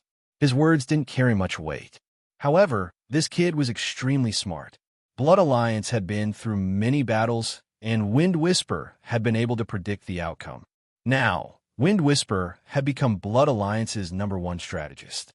Even the relatively domineering Blood Red War Flag had to ask for Wind Whisper's opinion before doing anything. Now that Wind Whisper had objected, Blood Red War Flag didn't dare to ignore it like before. "Boss, I hope you can reconsider," Wind Whisper said sincerely. "Okay, let me reconsider." Blood Red War Flag rubbed his chin as he hesitated on whether or not to listen to Wind Whisper. Blood Alliance had fewer members than Finger in the Sky. Now that Finger in the Sky had found reinforcements, if they listened to Wind Whisper and didn't cooperate with the smaller guilds, they would be in a situation where they were surrounded by enemies. As for asking Chuanjin for help, Blood Red War Flag didn't have that intention yet. Blood Alliance had already troubled Chuanjin so many times. Blood Red War Flag didn't want to ask Chuanjin for help. After all, this was the first time Wang Yu had asked Blood Red War Flag to do something for him. Furthermore, the benefits he promised were huge. If he were to ask Chuanjin to clean up after him halfway, that would be too unreliable. No matter how thick Blood Red War Flag skin was, they wouldn't be able to take it. Moreover, was Chuanjin the kind of person who would help others for free? If he asked Wuji to come up with an idea, with his kid's temper, he would probably eat up half of the West District. However, Wind Whisper's words made sense. People of the same trade were enemies. Moreover, this was a competitive environment like the game. Blood Alliance didn't have a good relationship with these smaller guilds. When Blood Alliance ate the meat, these smaller guilds didn't even get to drink the soup. Asking them for help when they were in trouble was definitely unreliable. All of a sudden, Blood Red War Flag was in a dilemma. Just as Blood Red War Flag was in a dilemma, the reinforcements that Sword Point in the Heavens had found had already begun attacking Blood Alliance under Big Bear's command. Sword Point at the Heavens had gathered more than 1,000 reinforcements. It was not a lot compared to the tens of thousands of players that each side had. However, 1,000 players was still a very important bargaining chip in this battle. Furthermore, the reinforcements that Sword Point at the Heavens had found were all experts. In terms of quality, they were no weaker than Blood Alliance's elites. Not long later, Blood Alliance, who originally had the upper hand, was forced into a passive state. The originally chaotic battle situation started to become clear. Facing such a situation, who was the most anxious? Of course not Blood Alliance. This was because Blood Alliance had a trump card. Even if they were at a disadvantage, they could still gather their brothers to fight against Sword Finger in the Heavens. Therefore, the ones who were the most anxious right now were the Huichang players who wanted to take advantage of the situation. The target of 1,000 players spread out in the central and western districts. The target was quite obvious. Very quickly, the other guilds in Huichang noticed the presence of the reinforcements. Instantly, the players in Huichang were in an uproar. *in, we were just taking advantage of the situation, and suddenly a bunch of outsiders came. Did they not respect us locals? Especially Longsong Unmatched 2012. This fatty had always hated Blood Alliance and Sword Finger in the Heavens. Now that these two guilds were going to fight, 2012 was really happy. This kid brought his underlings to walk the streets with their faces covered, killing everyone they saw. They had already dropped many pieces of equipment. At this moment, the sudden addition of strangers broke the chaotic situation and made 2012 furious. The water in Huichang was no longer so muddy. The players who were trying to take advantage of the situation all stopped. At this moment, 2012's underlings suggested, "Boss, let's retreat." Retreat? 2012 curled his lips. Why should we retreat? We have to unite and attack Sword Finger in the Heavens. No way, boss. The underling heard this and said weirdly, what does Blood Alliance's life or death have to do with us? Just run after taking advantage of them. Attacking Sword Finger in the Heavens isn't your style. The atmosphere of a city could be led astray by one person. Ever since Wang Yu became the city lord of Afterglow City, the players of Afterglow City started to follow the example of the Quanjin sect. Their behavior was truly wretched, snatching when there were benefits, taking advantage when there were benefits. Wanting face was useless, and reality was more important. This had become the label of Yu Huicheng's players. Longsong Unmatched Group was learning from them too. What do you know? 2012 said in disdain. Can't you see the current situation?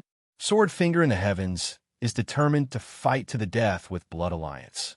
If we help Blood Alliance now, Sword Finger in the Heavens will definitely be anxious. What do you think they will do? Take care of us as well.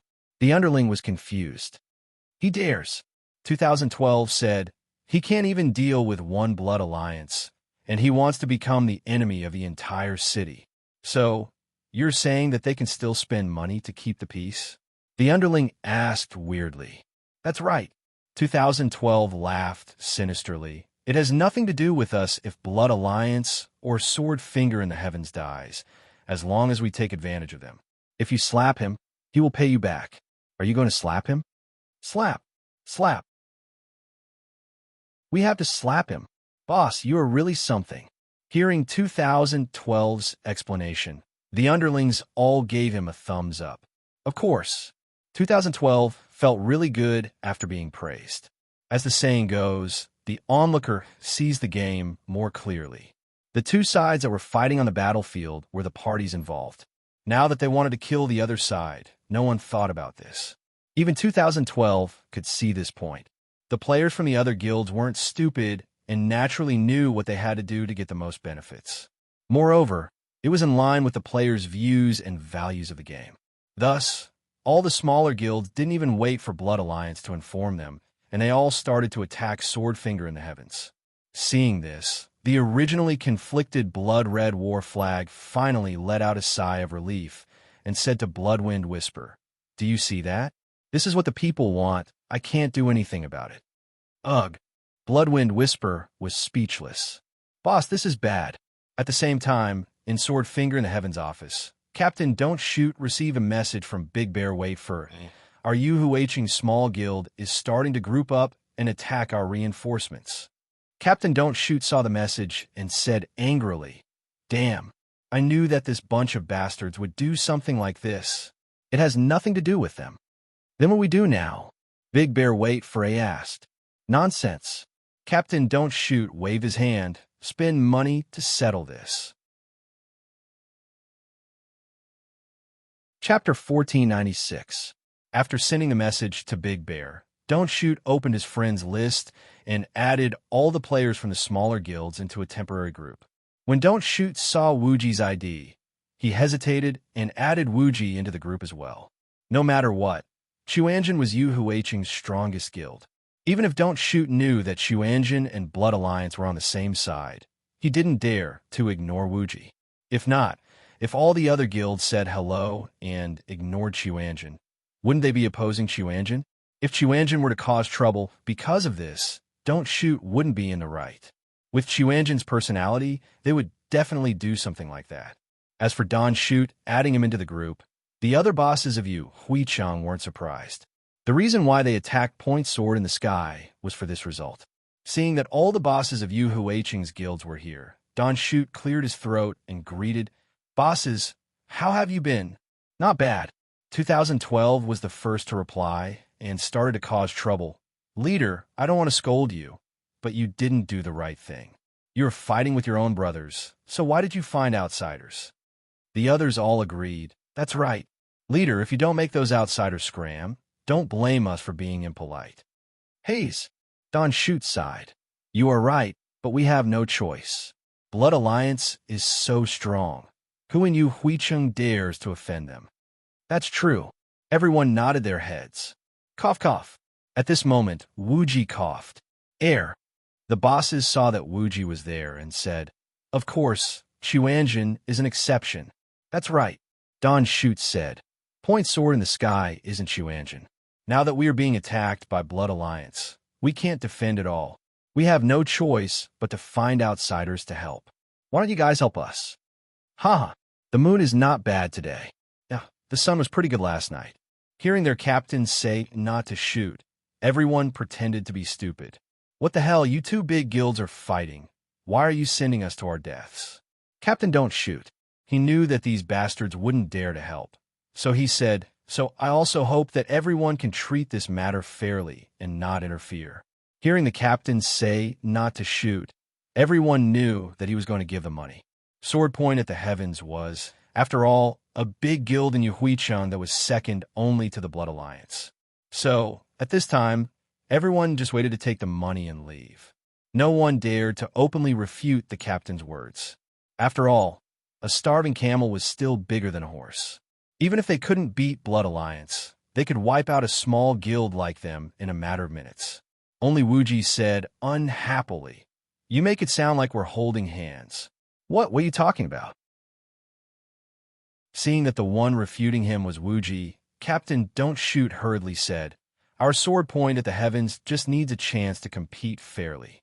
I hope that Boss Wuji won't let Xuanzhen's bosses interfere. Don't worry, Wuji said. Everyone knows how Xuanzhen is like. We only speak for justice. Damn, this dog really dares to say that. Everyone heard this and cursed in their hearts. Then, Wuji said, if others don't offend Xuanzhen, then Xuanzhen definitely won't offend others. If someone dares to offend Xuanzhen, then don't blame us for not holding back. That's true, that's true. Captain Don't Shoot nodded his head. Xuanzhen's big names are well known in Yuhuicheng. I don't think anyone would be stupid enough to offend you. That's good. Wuji was satisfied. Send me the funds. After saying that, Wuji left the group. Hearing Wuji's words, there was a wave of awkwardness in the group. Although they all knew that they had entered the group to claim the maintenance funds, when this matter was brought up by others, it felt as if their greedy intentions had been seen through. Fortunately, Captain Don't Shoot broke the awkwardness in time. Boss Wuji is right. This time, Sword Point at the Heavens was the one who invited the players from outside the city. They have caused quite a bit of trouble for everyone. We hope that everyone can stand by and watch. If there are any guilds that want to speak up for justice and help Sword Point at the Heavens, they can also receive the corresponding funds. It had to be said that having money in one's pocket made one's back strong. Captain Don't Shoot's meaning was obvious. As long as you don't interfere, I'll pay. If you want to help, I'll still pay. Money was definitely a good thing. Didn't everyone play guilds for money? Hearing that Sword Point at the Heavens wanted to hire people at this time, the guild leaders were instantly excited. With 2012 as the leader, Shameless said, Captain, what are you saying? It is our Yu Huicheng's tradition to speak up for justice. Blood Alliance is going against the law and doing whatever they want. As long as you don't think that our guild is small, we are willing to help. Thank you for your understanding and support. Captain Don't Shoot saw that all the bosses were dealt with so easily, and a satisfied smile appeared on his face. Blood Alliance is in danger this time. On the roof of the church, Wuji, who had left the chat, couldn't help but sigh. Oh, what do you mean? Everyone from Xuanzhen asked. Wuji said, as we expected, Captain Don't Shoot became the wealth boy again. Blood Alliance should be alone this time. No way. Mingdu touched his chin. Doesn't Blood Alliance have 20,000 backup troops? Hee hee. Wuji laughed coldly. Do you think that Captain Don't Shoot became the wealth boy so that Yu Huicheng's guild wouldn't do anything? The other guilds have probably already boarded Sword Point at the Heavens pirate ship. See? Hearing Wuji's words, everyone from Xuanzhen couldn't help but suck in a cold breath. Okay, Captain Don't Shoot. This kid looked dumb, but who would have thought that he would be so vicious to do such a thing to Blood Alliance? No matter how many Blood Alliance players there were, they were only 30,000. Sword Point at the Heavens' current troops could suppress half of them. If players from other guilds were to work with Sword Point at the Heavens, then it would be a war of lives. 30,000 people sounded amazing, but in front of hundreds of thousands of Yu Huicheng's players, it was nothing. At that time, Blood Alliance would probably be uprooted by Sword Point at the Heavens. No. After knowing Captain Don't Shoot's intentions, Wang Yu was shocked at how vicious Captain Don't Shoot was. He stood up and said, It seems like this won't end so easily. I have to step out. Chapter 1497. As a person who practiced martial arts, Wang Yu had a strong sense of responsibility. Regardless of how the Blood Alliance usually behaved, the Blood Red War flag could still be considered a friend of the Quanjin sect. Moreover, this matter had arisen because of Wang Yu. With Wang Yu's personality, he would definitely not stand idly by if he knew that the Blood Alliance had been uprooted. Even if he couldn't openly help Blood Alliance wipe out Sword in the Sky, as a city lord, he had the right to mediate between the two guilds. As for whether or not he would give Wang Yu face, that would depend on whether the captain didn't shoot. Don't panic. Seeing that Wang Yu was panicking, Wuji said calmly, I have my own plans. I won't let anything happen to Blood Alliance. What plans? Wang Yu was confused. Wuji said, Wait for Blood Alliance to find us when they can't hold on anymore. Wang Yu. The influence of outside reinforcements was huge. At the start, other guilds worked together with Blood Alliance to fight against the foreign players. Sword in the Sky only had a small advantage at the start. After becoming the target of everyone, the arrival of outside reinforcements not only didn't help Sword in the Sky break the stalemate, but instead made it harder and easier for Blood Alliance. However, just as the captain released the funds, the situation took a turn for the worse. The players who were originally targeting Sword in the Sky turned around and attacked Blood Alliance, catching them off guard. Blood Alliance had fewer players than Sword in the Sky. Now, not only did Sword in the Sky hire outside reinforcements, but they also bought over other guilds. How could Blood Alliance defend against them? In just a few moves, Blood Alliance was beaten to a pulp by the allied army. Not good, boss. We can't hold on anymore. All of a sudden, Blood Red War Flag's message was exploding. All the messages were the same. They couldn't hold on anymore. D*MN, what is going on? Blood Red War Flag was dumbfounded when he saw that the tides of the battle had been turned by Finger Heaven. He had no idea why the players of Afterglow City, who were originally targeting Finger Heaven, had suddenly turned to their side. What else could have happened? Bloody Wind Whisperer said angrily, "That bunch of unreliable bastards. They must have been bribed by Finger Sky Sword. Mother Faster's Cur, this bunch of trash." Hearing Blood Wind Whisper's words, Blood Red War Flag threw the weapon in its hand and said angrily, "These be asterisk starts. How dare they throw stones at me when I'm down? Are they tired of living? Send down my orders. Gather all the troops of Blood Alliance. Since they want to play, then I will play with them." Boss, calm down. Blood Red War Flag was usually fine. He was Yu Huicheng's, but when he was hot-headed, he thought that Yu Huicheng was his. This was a pain in the ass for Blood Red War Flag. Bloodwind Whisperer advised, "That is our last bargaining chip. Since these small guilds dare to offend us, they must be prepared for the worst. If we take out our trump card, it will definitely ignite their fighting spirit. At that time, our Blood Alliance will be destroyed by them. Then what should we do now?" Blood Red War Flag was sweating profusely. If they didn't call for help, they would die. Blood Red War Flag really wanted to go all out. Who do you think can handle this situation? Bloodwind Whisperer asked. When Bloodwind Whisperer asked this, a burly figure of a Grandmaster of Combat appeared in Blood Red War Flag's mind. "No, where can I hide my face?" Blood Red War Flag shook its head. "How much is face worth?" Bloodwind Whisperer said helplessly. "Look at how many people in our Yu Huicheng still care about face.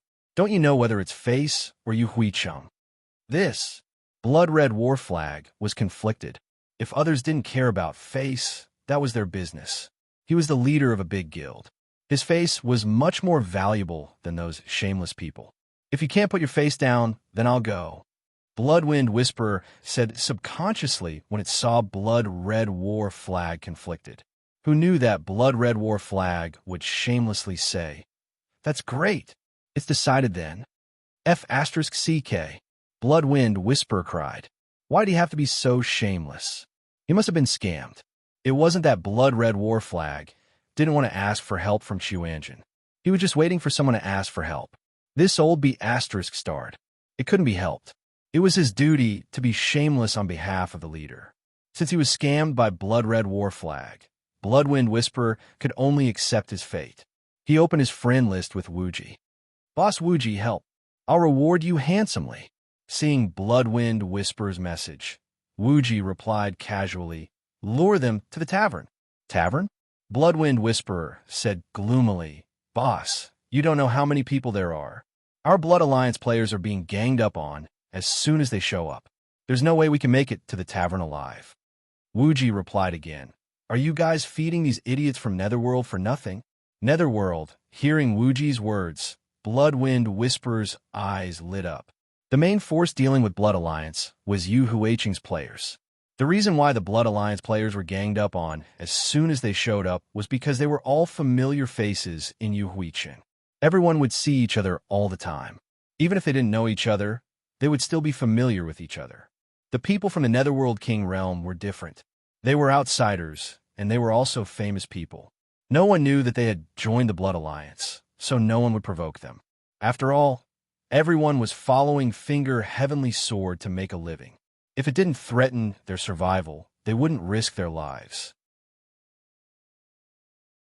Moreover, with the strength of the Netherworld players, normal people wouldn't be able to catch them. Thinking of this, Bloodwind Whisperer had Blood Red War Flag send a message to Death God's left hand. Logically speaking, Grim Reaper's left hand was a professional player, and he couldn't be ordered around by Blood Red War Flag. However, Blood Red War Flag was still the boss on the surface. Moreover, Grim Reaper's left hand also knew that Quan Jin sect was involved in this, so when he received the quest to use Blood Red War Flag as bait, he immediately agreed. As the saying goes, once an expert makes a move, you'll know if there's one or not. Death God's Left Hand's group could be considered top players in the pro circle. Dealing with normal players was a piece of cake. The group carved out a bloody path, fighting as they retreated. They brought Finger Heaven's Left Hand's group all the way to the tavern. When they arrived at the tavern, Chuanjin's group had been waiting for a long time. Seeing Death God's Left Hand's group enter the tavern, Wang Yu waved his hand and had the owner set up a table. He signaled for Death God's Left Hand's group to sit down. Just as the Netherworld players sat down, Finger Heaven's Left Hand's group entered the tavern. D***M, we chase you all the way here, and you're drinking here? Everyone. Chapter 1498. Woo woo woo. That player struggled to remove the hand that covered his mouth and glared at the player behind him. Why did you cover my mouth? Idiot. The player behind him rolled his eyes at that person and hurriedly walked forward and said respectfully, Bosses of the Quan Jin sect, are you drinking? Chuanjin. As soon as he said this, the pursuers in the tavern were all stunned. In Yuhuicheng, there were very few people who had not heard of Chuanjin. Chuanjin's style was deeply rooted in people's hearts. Moreover, before they came here, their captain had repeatedly warned them not to shoot. They could do anything in Yuhui City, but if they encountered someone from the Quan Jin sect, they must not fight back. Do you need something? Wang Yu raised his eyebrows and asked. The leading player was obviously a newbie. When he heard Wang Yu's words, he was about to say that he was here to kill Blood Alliance players. Luckily, someone saved him. No problem. Everyone eat and drink well. We will leave first. As he said this, everyone ran out of the tavern like they were escaping. Ayaya. Seeing the pursuers he had worked so hard to attract, seeing Chuanjin run out of the tavern without even daring to fart, Grim Reaper's left hand shook his head and sighed. Look at you all. You scared the Yu Huicheng players so much that they didn't dare to chase after you after hearing your name. The Chuanjin people didn't say anything. Their eyes all fell on Grim Reaper's left hand and the others. Grim Reaper's left hand had goosebumps from being stared at by the Chuanjin people. Why are you all looking at me? Everyone scolded at the same time. You still dare to drink our wine? Hurry up and learn more. The Netherworld people shivered from the scolding. They hurriedly got up and left the tavern again. 5 minutes later, they brought back another group of people. This time, the leading player was an old fox. Seeing the Chuanjin people at the table, he didn't say anything and immediately led his people out of the tavern. A newbie player didn't understand. Boss, why aren't you chasing anymore? Let's go kill others. Isn't there a ready-made one? Young man, don't be ignorant. In the future, when you see those faces drinking in the tavern, you better King hide far away. Do you hear me? Even if they beat you, you have to endure it. CK. Can you do it? Grim Reaper's left hand was depressed when he saw his pursuers run away again. For better or worse, the people from the Netherworld King realm were all professional masters. Even though they were working for others, they still had their own dignity. If they were sent to kill people, no one would say anything about it. But if they were sent to act as bait and the fish didn't take the bait, who could stand it? Who the CK cares about you? Wuji rolled his eyes at Grim Reaper's left hand and said, Go lure them again. Lure them until they dare to make a move. CK. The people from the Netherworld King realm cursed as they left the tavern. The people from Chuanjin had obviously underestimated how wary their captain was of them when he told them not to shoot. Ever since the foreign reinforcements entered the city, their captain had specifically instructed them not to shoot if they encountered players with the yin-yang fish on their chests. Even if the blood-red war flag was there, they were not to take half a step forward. Chuanjin was still very famous now. The yin-yang fish on their chest had become their symbol. Therefore, when this symbol was mentioned, everyone knew that it was referring to Chuanjin. Everyone was doing things for money. Killing a small soldier was also money. Killing an expert was also money. As long as they weren't stupid, they naturally wouldn't take the initiative to provoke the people from Chuanjin. Therefore, no matter how Grim Reaper's left hand and his group try to flirt and provoke them, the allied forces of many guilds turned around and left without saying a word when they saw the people from Chuanjin in the tavern. This made Wuji very depressed. He blamed everyone and said, "It's all your fault. Your usual bad behavior has left a bad impression on the players from Yu Huicheng." That's right. Wang Yu also agreed.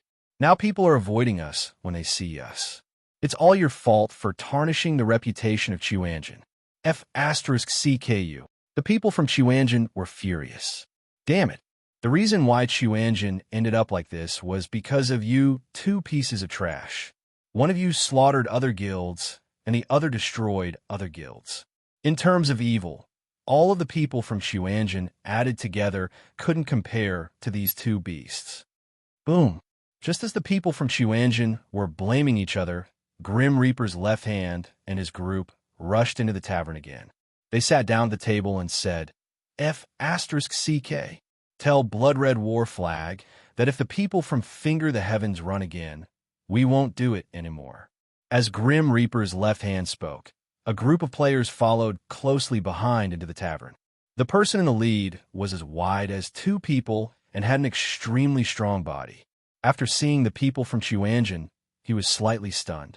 He then cupped his fists and said, "Aya, Brother Iron Ox, Boss Wuji." Huh, you are. Seeing that strong man, Wang Yu also felt that he looked familiar. The name was at the tip of his tongue, but he couldn't say it. The strong man quickly said, "War is peace." Yes. The boss of the Raptor team. Hearing this name, Wang Yu immediately remembered. These people were a group of experts. He had met them a few times in Aerie City. Why? Are these experts also with Finger the Heavens? Wang Yu asked curiously. Huh? War is Peace laughed and said, "We are a mercenary group, after all. Brothers also have to make a living. These few." Speaking up to this point, War is Peace looked at Grim Reaper's left hand and said, "These few are your friends." That's right. Wang Yu nodded. Oh, War is Peace said, "It seems like Finger the Heavens is against you guys. Forget it. We don't need this bit of money. Brothers, leave the team." War is Peace's reputation in the mercenary world was very high.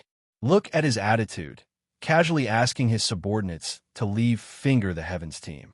Don't be in such a hurry to leave. Seeing this, Wuji quickly stopped them and said, "Since you guys are here, I have a favor to ask of you." "Oh, Boss Wuji, what can I do for you?" War is Peace asked. "Aya, don't mention it." Wuji sighed and said, "These bastards don't listen to my commands and even scolded me together just now. Can you help me teach them a lesson?"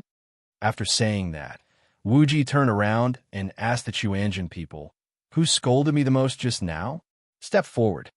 The Chuanjin people looked at each other, stood up, and retreated. At this moment, Wuji pointed at To Place One's Pride and said, "It's you, you little brat. Come here and let Boss War beat you up." Why? Why is it me? To Place One's Pride gloomily looked to both sides. Then his face turned green. Damn it, everyone took 2 steps back just now. Only I took 1 step back. These shameless old cheese. Chapter 1499. This isn't good. To Place One's Pride looked at the reluctant War is Peace and said in embarrassment, "What's not good about it?" Wuji curled his lips and said, "This brat needs to be taught a lesson. As parents, we can't do anything about it. We can only let others beat him up." F*CK your mother. To Place One's Pride gave Wuji the middle finger. "I'm your father." War is Peace's cold sweat flowed down his face. He suddenly felt that it would have been better if he had just run away. It was a wrong choice to strike up a conversation with Wang Yu. Did you see that? This brat is scolding people the moment he opens his mouth. Is he asking for a beating? Just beat him up. He has to thank you. Wuji said to War is Peace. But War is Peace was still a little embarrassed. Cut the crap. To place one's pride, said angrily. Just beat him up when he asks you to. So what if you've never beaten someone up before? Hey, this child. Upon hearing to place one's pride's words, War is Peace became excited. Who are you yelling at? I don't know anything else. Do you still need to teach me how to beat people? Therefore, War is Peace did not say anything else. He slapped to place one's pride's head. All right, thank you. To place one's pride, jumped up and shouted loudly after being slapped by War is Peace. All of you saw it. It was Finger Sky's people who hit me first. This, to place one's pride shout, left everyone in the tavern dumbfounded. What the F asterisk CK? War is Peace's group finally reacted. Why did this kid ask them to beat him up? His emotions were waiting. At that moment, everyone from Xuanjin slammed the table and stood up. They shouted angrily. Finger Sky's bunch of B asterisk starts. They're bullying us. Boss, what should we do now? Following which, everyone turned to look at Wuji. Old cow, what do you think? Wuji asked Wang Yu for his opinion. Is there even a need to ask? Wang Yu said happily, if people don't offend me, I won't offend them. If people offend me, I'll pull them up by the roots. Didn't we agree not to be too arrogant? Pointing sword to the heavens actually dared to hit our Xuanjin people in public? They're in big trouble this time. After saying that, Wang Yu opened the Castellan's announcement channel. Due to the current chaotic battle in the city, all unrelated people in Yu Huicheng are to temporarily leave. Otherwise, bear the consequences. The announcement was made in the main city mode. In an instant, Wang Yu's announcement reached everyone's ears. At this moment, the two guilds were locked in a fierce battle on the streets. The other players could not wait to hide. Aside from those who planned to fish in troubled waters and pick up equipment, everyone else either went out of the city to raid dungeons or hid in various shops to watch the commotion. No one wanted to die. Now that Wang Yu gave the order, those players who wanted to fish in troubled waters quickly found a place to hide. At the same time, Wuji sent a message to Blood Red War Flag. Tell your people to hide first. They'll come out later. Although Blood Red War Flag did not know what Wuji was planning, since Wuji said so, Blood Red War Flag had no choice but to do as he said. With the order, the Blood Alliance players all hid at the revival point. Although pointing sword to the heavens allied army saw the announcement, seeing that the Blood Alliance players had retreated, they naturally wouldn't stop. Thus, they pushed their way from the West District to the Central District. Pointing sword to the heavens had over 10,000 people. Along with Yu Huicheng's other guild players, there were over 100,000 of them. That was quite a large scale. In a fight between city managers, the only way to win was to take down the command point. The Central District office was right next to the Castellan's residence. Leader Don't Shoot was the first time he was commanding so many people. He was extremely excited and shouted in the channel, "Pass down my order." The person who enters the Central District command point first will be rewarded with 100,000 gold. 100,000 gold wasn't a small amount. If converted to RMB, it was a whole million. With such a huge reward, there would definitely be brave people. Seeing the reward that Leader Don't Shoot promised, all the players were shocked. Like a flood, they surged towards the central street where the command point was. Over 100,000 people squeezed into one city district. It could only be described as shoulder to shoulder. This was especially so for the central street. There were so many people that it made everyone's head hurt. That's right, because there were too many people in this district, the server was lagging. With so many people squeezed together, it was hard to even turn around, let alone find the command point. However, the temptation of 100,000 gold was too great. No one took a step back. All of a sudden, everyone was squeezed together, unable to advance or retreat. Don't even think about leaving. At that moment, a roar came from midair. The voice was like a clap of thunder in the ears of all the players. Everyone hurriedly looked towards the source of the voice. They saw a densely packed group of people on the roofs of the central street. These people were either knocking arrows or chanting spells. They surrounded the entire street tightly. Immediately, Everyone on Finger the Sky's side was stunned. "Everyone, are you busy?" While Finger the Sky's players were shocked, a cleric suddenly walked to the edge of the roofs with a smile on his face. He squatted down and asked in a condescending manner, "Wuji?" At this moment, the majority of the people on the street were Yu Huiqing's local players. When they saw the cleric's appearance, they could not help but cry out. Then, when they saw Wang Yu standing beside Wuji, everyone felt a chill in their hearts, and thoughts of retreating appeared in their minds. "Damn it! Didn't we say not to provoke Xuanzhen?" At this moment, leader Don't Shoot, who was far away in the Western District, also received news of the situation. He hurriedly sent a private message. "Boss Iron Ox, what's going on? Is Xuanzhen going to be biased?" At the same time, leader Don't Shoot also sent a message to question Wuji. "Boss Wuji, you received funds to maintain stability." Seeing leader Don't Shoot's two messages, Wuji laughed coldly. He already knew that leader Don't Shoot would say this.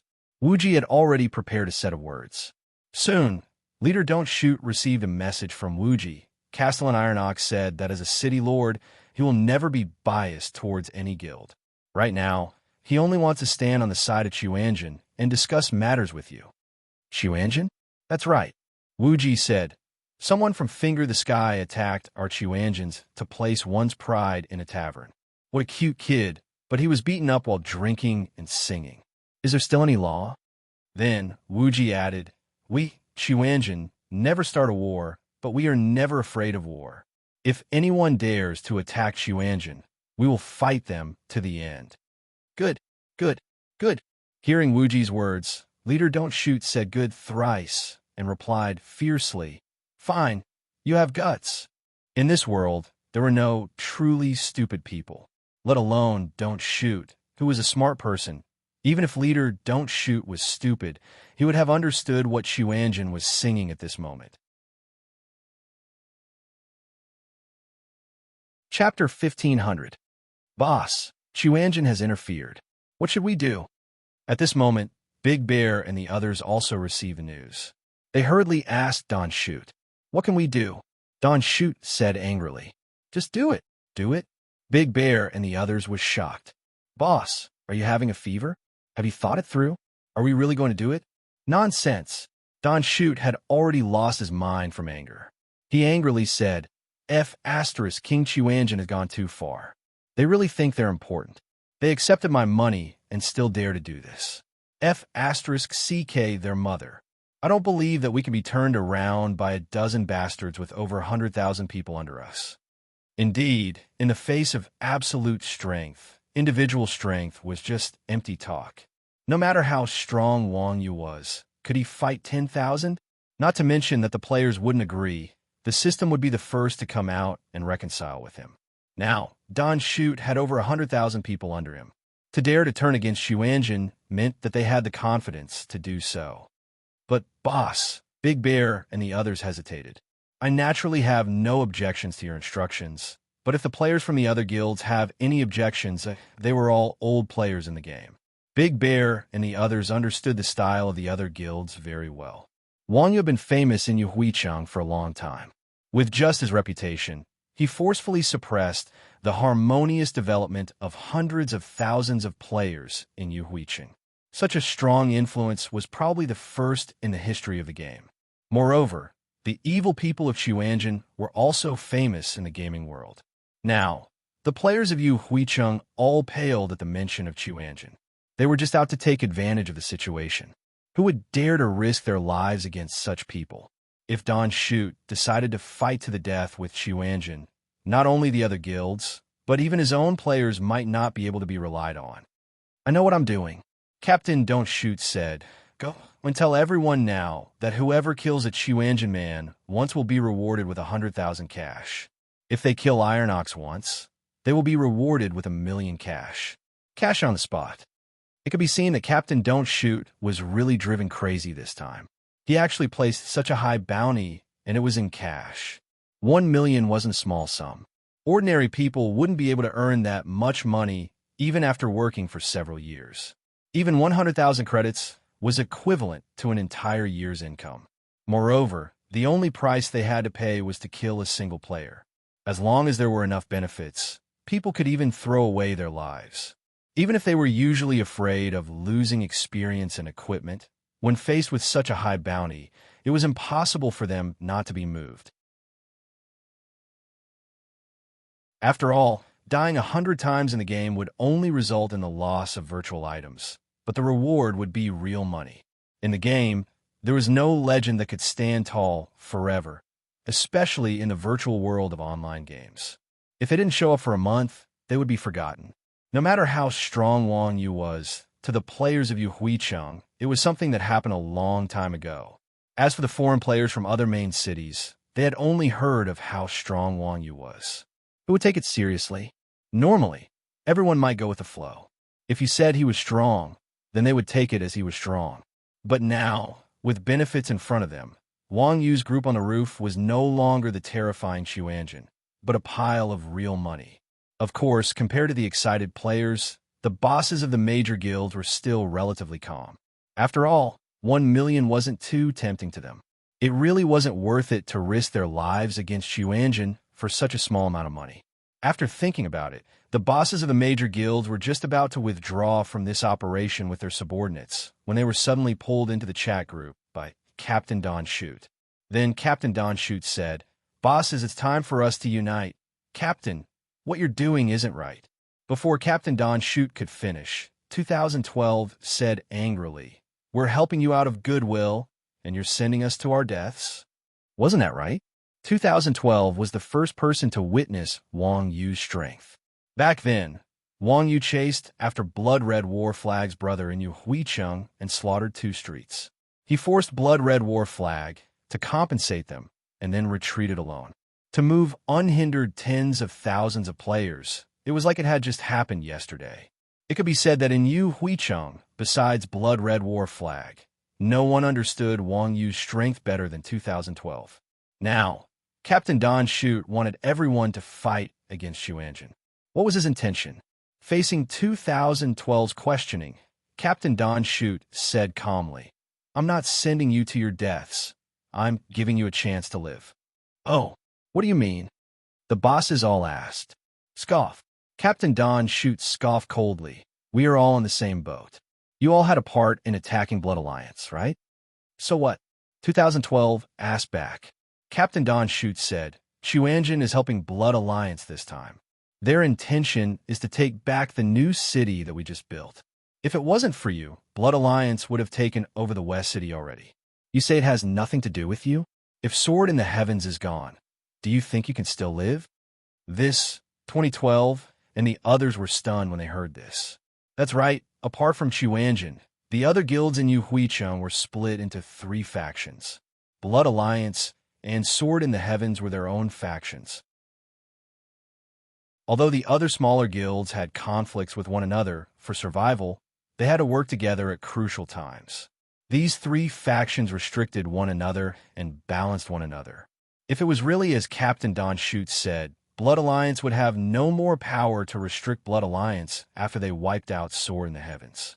Blood Alliance's next goal would definitely be to swallow up the other guilds. Even if no one participated in this matter, Blood Alliance would find other reasons. For example, they didn't use any reason to attack Sword in the Heavens. Seeing that no one spoke, Captain Don Shoot knew that his words had an effect, so he said, "I know that everyone is afraid of Xuanjin, but think about it. Isn't he the leader of a guild with thousands of people? If we really fight head-on, there is no reason for us to be afraid of a small guild. Moreover, we have hundreds of thousands of people.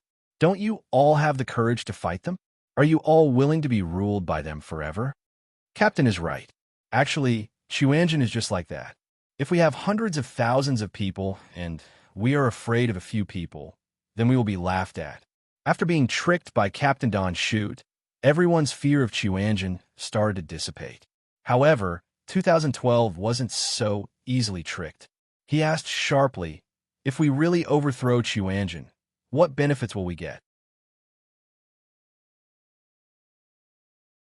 Chapter 1501. Benefits. Captain Don't Shoot smiled. At the end of the day, whether or not these guilds did this, it was all for benefits. Captain Don't Shoot couldn't give anything else but benefits.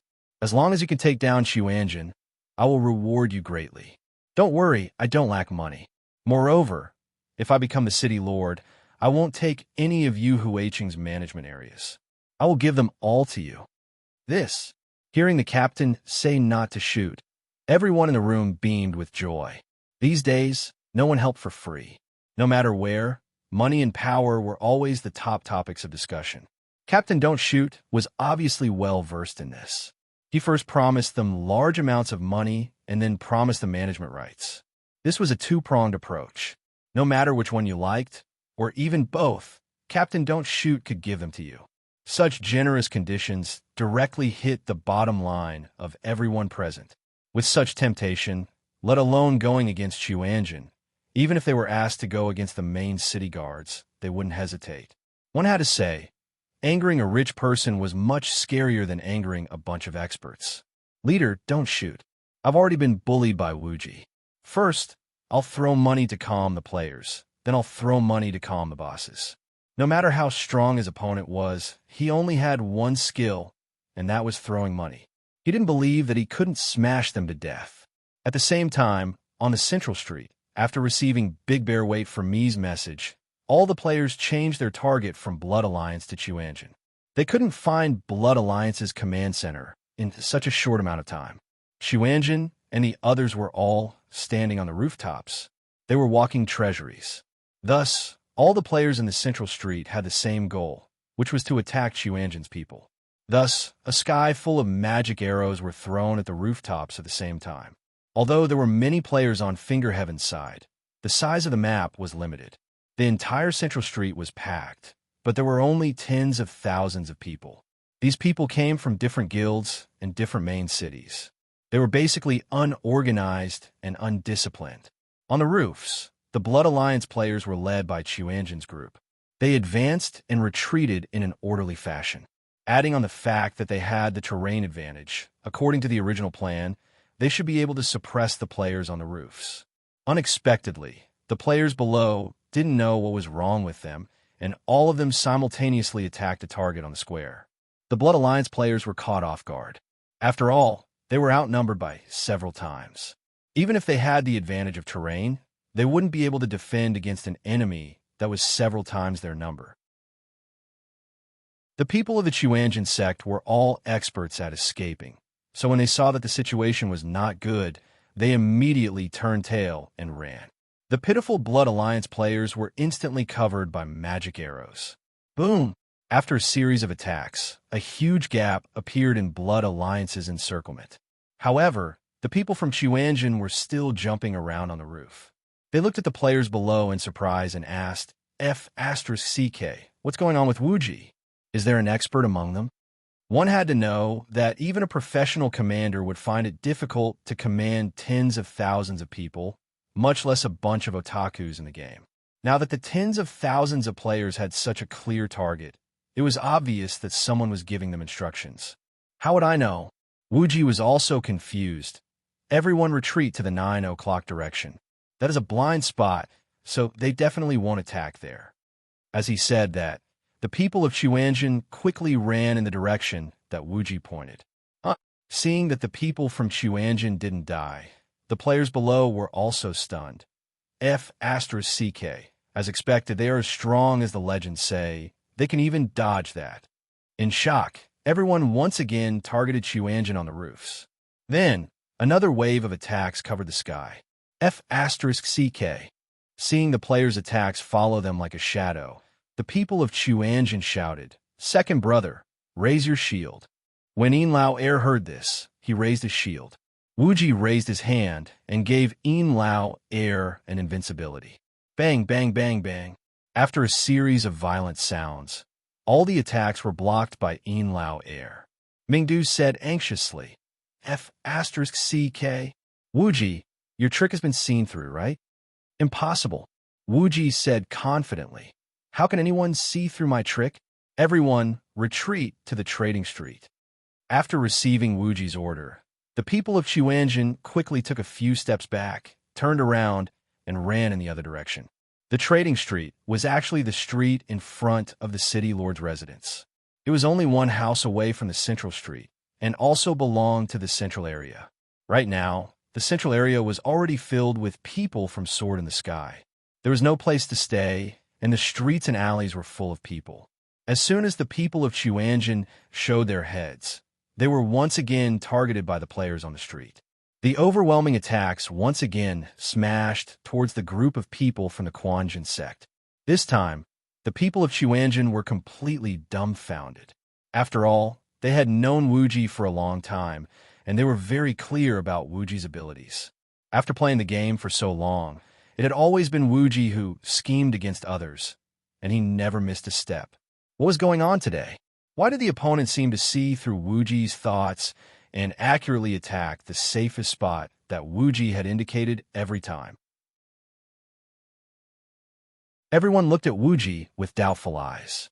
Wuji, can you do it? Why are you being schemed against every step? Bulsh asterisk T. Wuji was a little anxious when he heard that. He said anxiously, "There must be something strange, but I just can't think of what it is." At this time, Wang Yu thought for a while and said, "I think so. I don't think their calculations are right." Then, "Can you explain why they are able to land their attacks on us every time?" Everyone asked in confusion. "Because they are targeting us. Of course their target is us." Wang Yu thought about it and said, "Targeting us?" When they heard Wang Yu's words, everyone was stunned. However, thinking about the targets of the players below, it really was the case. If they were targeting Blood Alliance, the attack range should be huge, but the players' attack range was very small, and it just so happened to be where Chuanjin's group was standing. Thinking about that, Chuanjin couldn't help but be furious. What does it have to do with us? Isn't their target Blood Alliance? Since Chuanjin came to Yu Huicheng, Yu Huicheng had always been Chuanjin's world.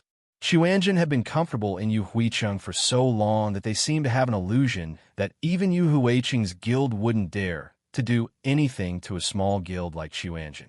At this moment, when sword pointing to the sky suddenly appeared, not only the others, but even Wuji couldn't react.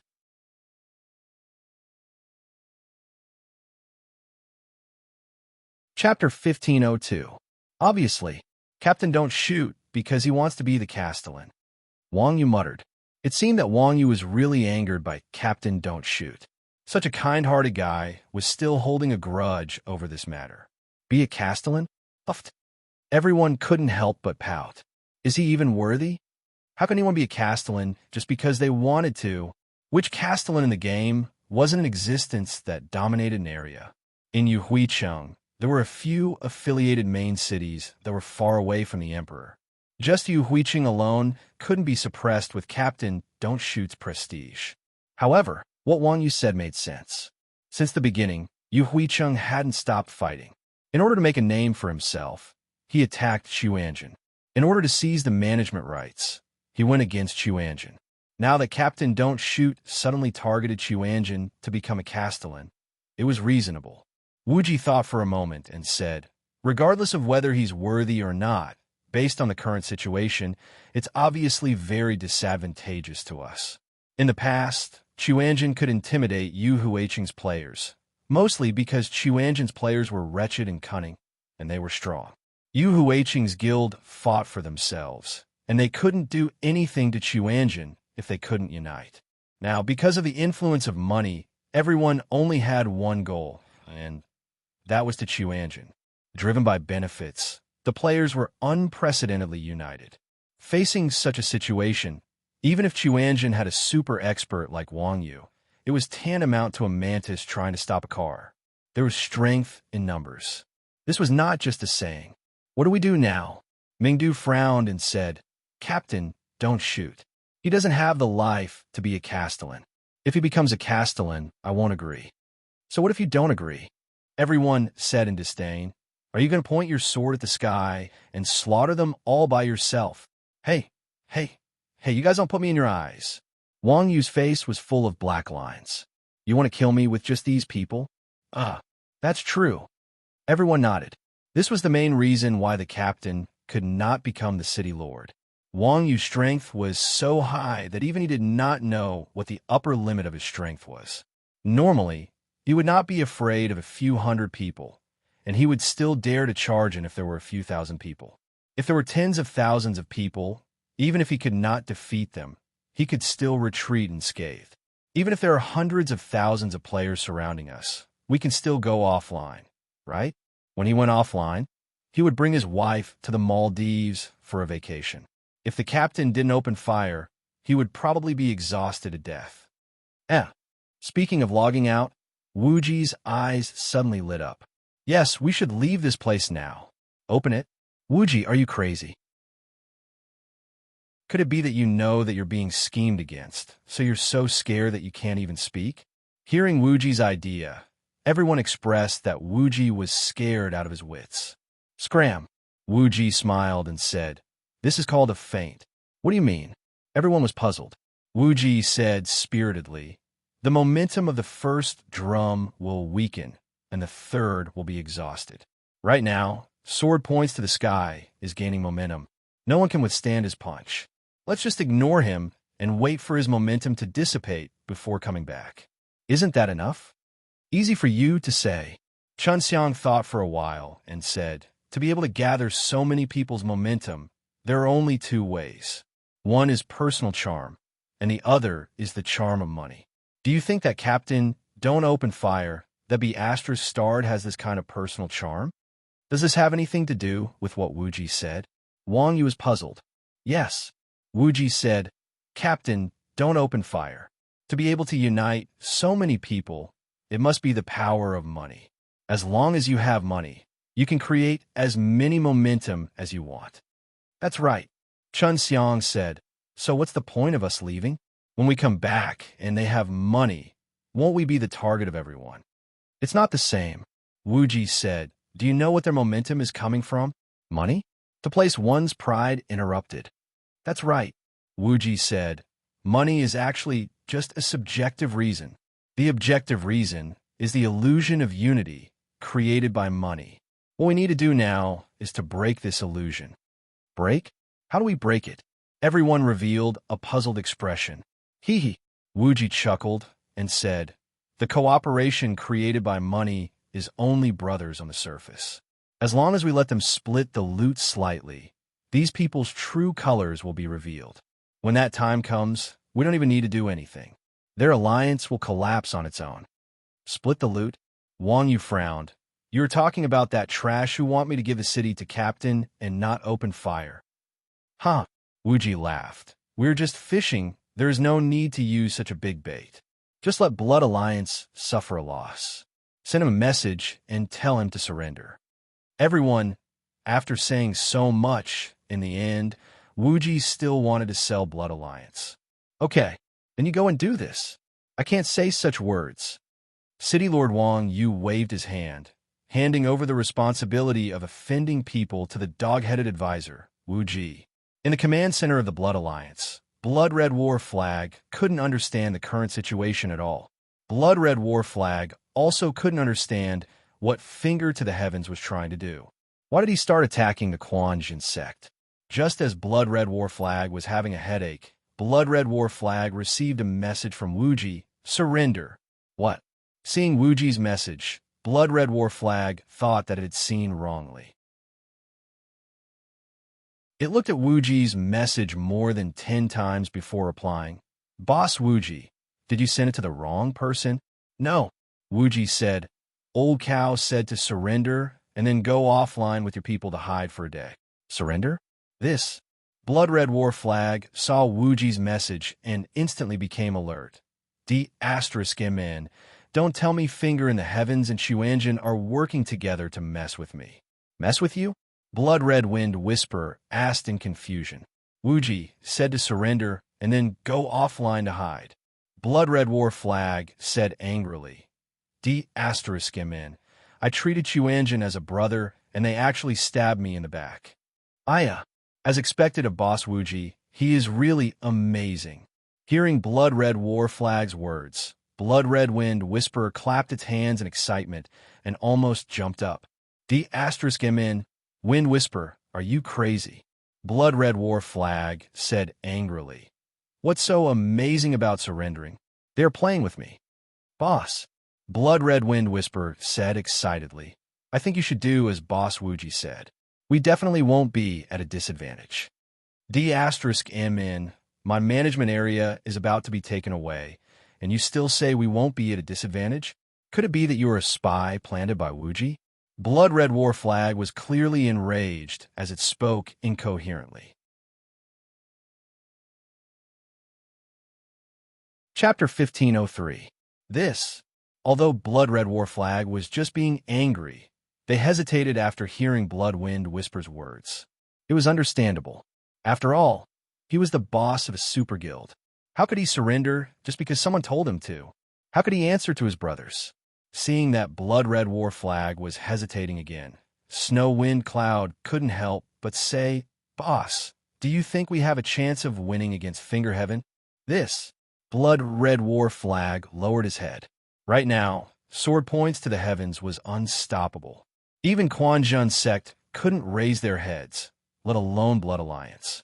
Even if 20,000 reinforcements rushed back from Immortal Abode Island and fought against the 100,000 players in the city, they would still be drowned in the sea of people's war. Blood Red War Flag gritted his teeth. Even if we can't win, we can't admit defeat. Heh! Blood Wind Whisper laughed helplessly. He didn't expect Blood Red War Flag to be such a stubborn person. Since Blood Red War Flag was so stubborn, Bloody Wind Whisperer had no choice but to say, this is a game world.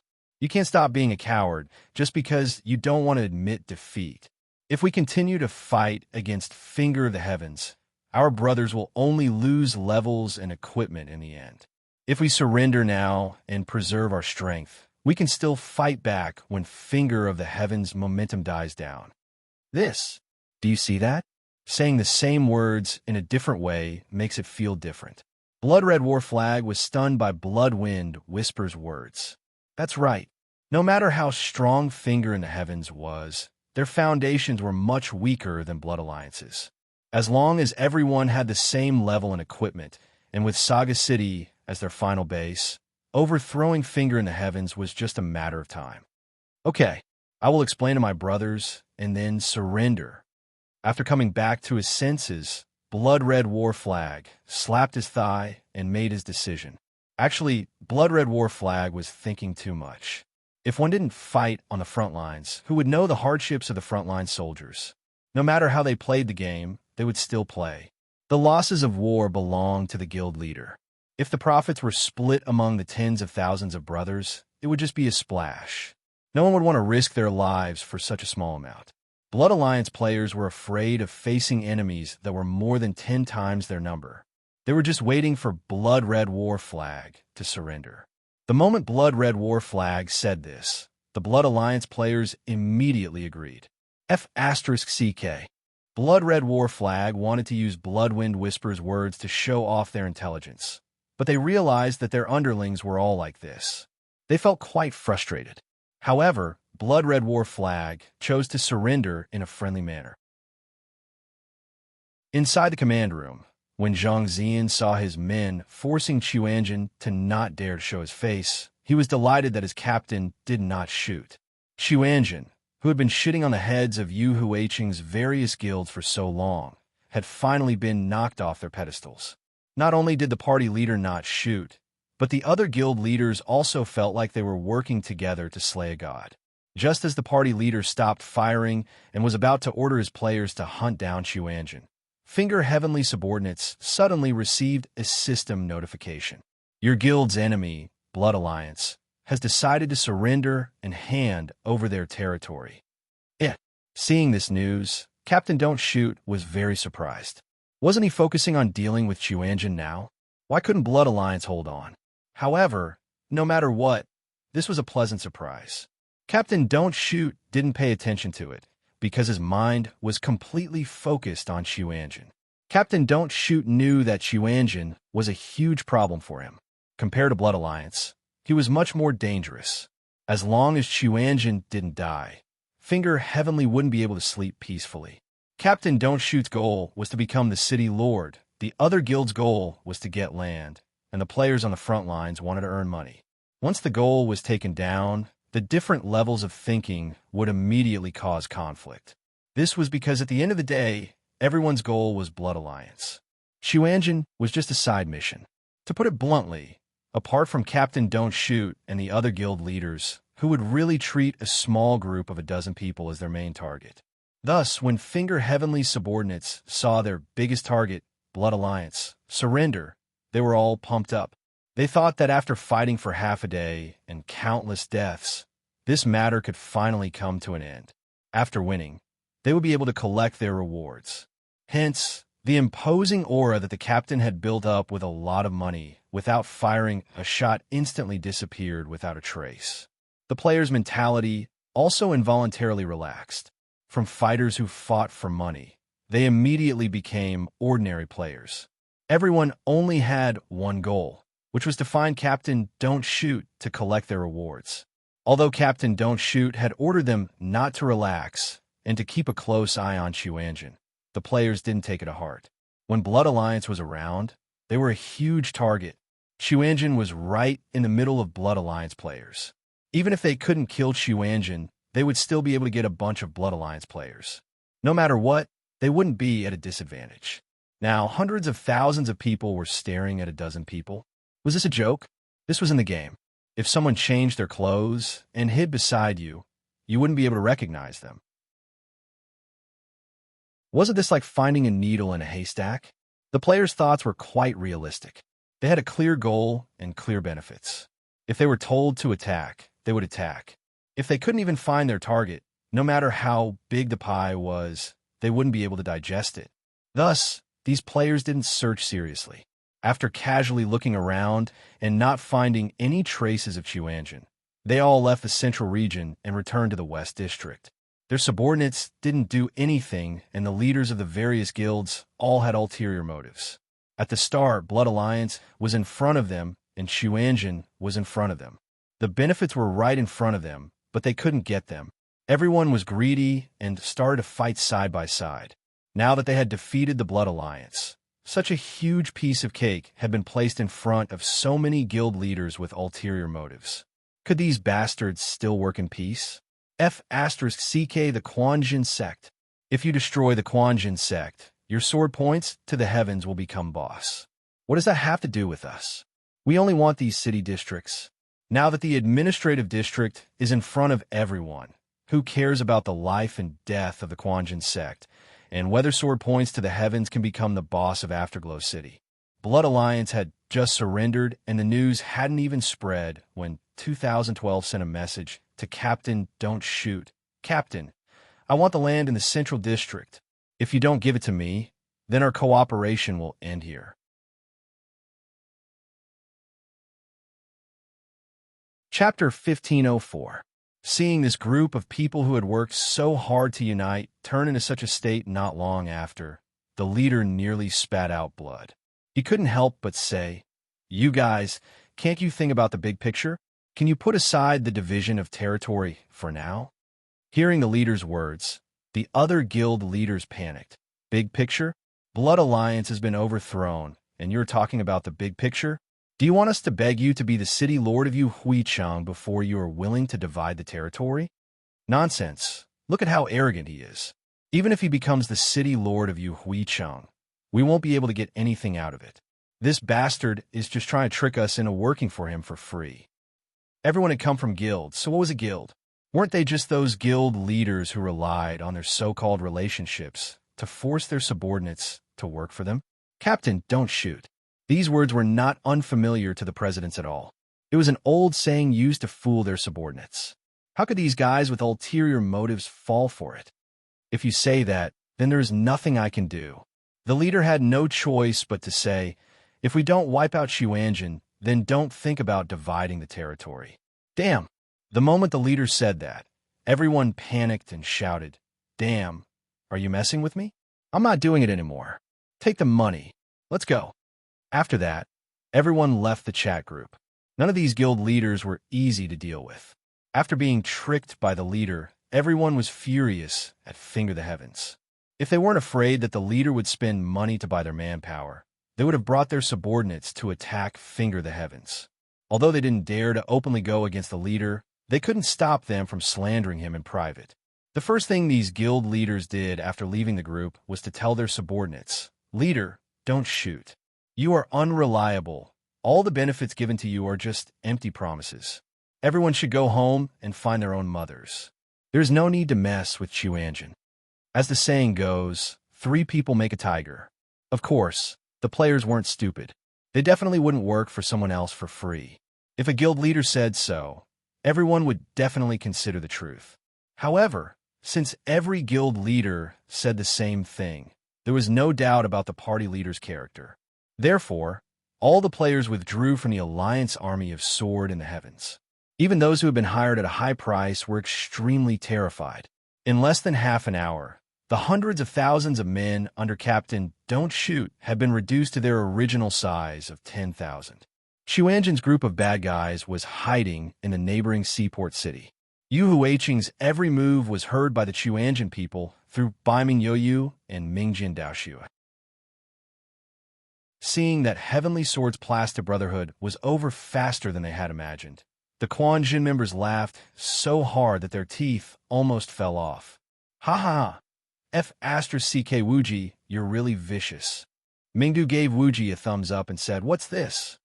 Wuji said gleefully, "This is called mini tigers competing for food. 1 peach kills 3 soldiers." Wuji was the best at manipulating people's hearts. Since Heavenly Sword and the others were working together because of benefits, then as long as he tossed out some benefits, he would be able to incite the conflict between them. Now that Blood Alliance had given up the city, such a big piece of meat was placed in front of them. It directly caused Heavenly Sword's alliance to break apart and collapse on its own. With this lesson, Captain Don't Shoot would probably lose all of his dignity. When the time came, no matter how many benefits there were, these small guilds wouldn't follow him. "Then what should we do now?" Chun Xiang asked. "Let's see Old Cow's opinion." Wuji turned his head and said, "Do you want them to reap the benefits after building up the center? Or do you not want to see them in Yuhuicheng?" "Scoff."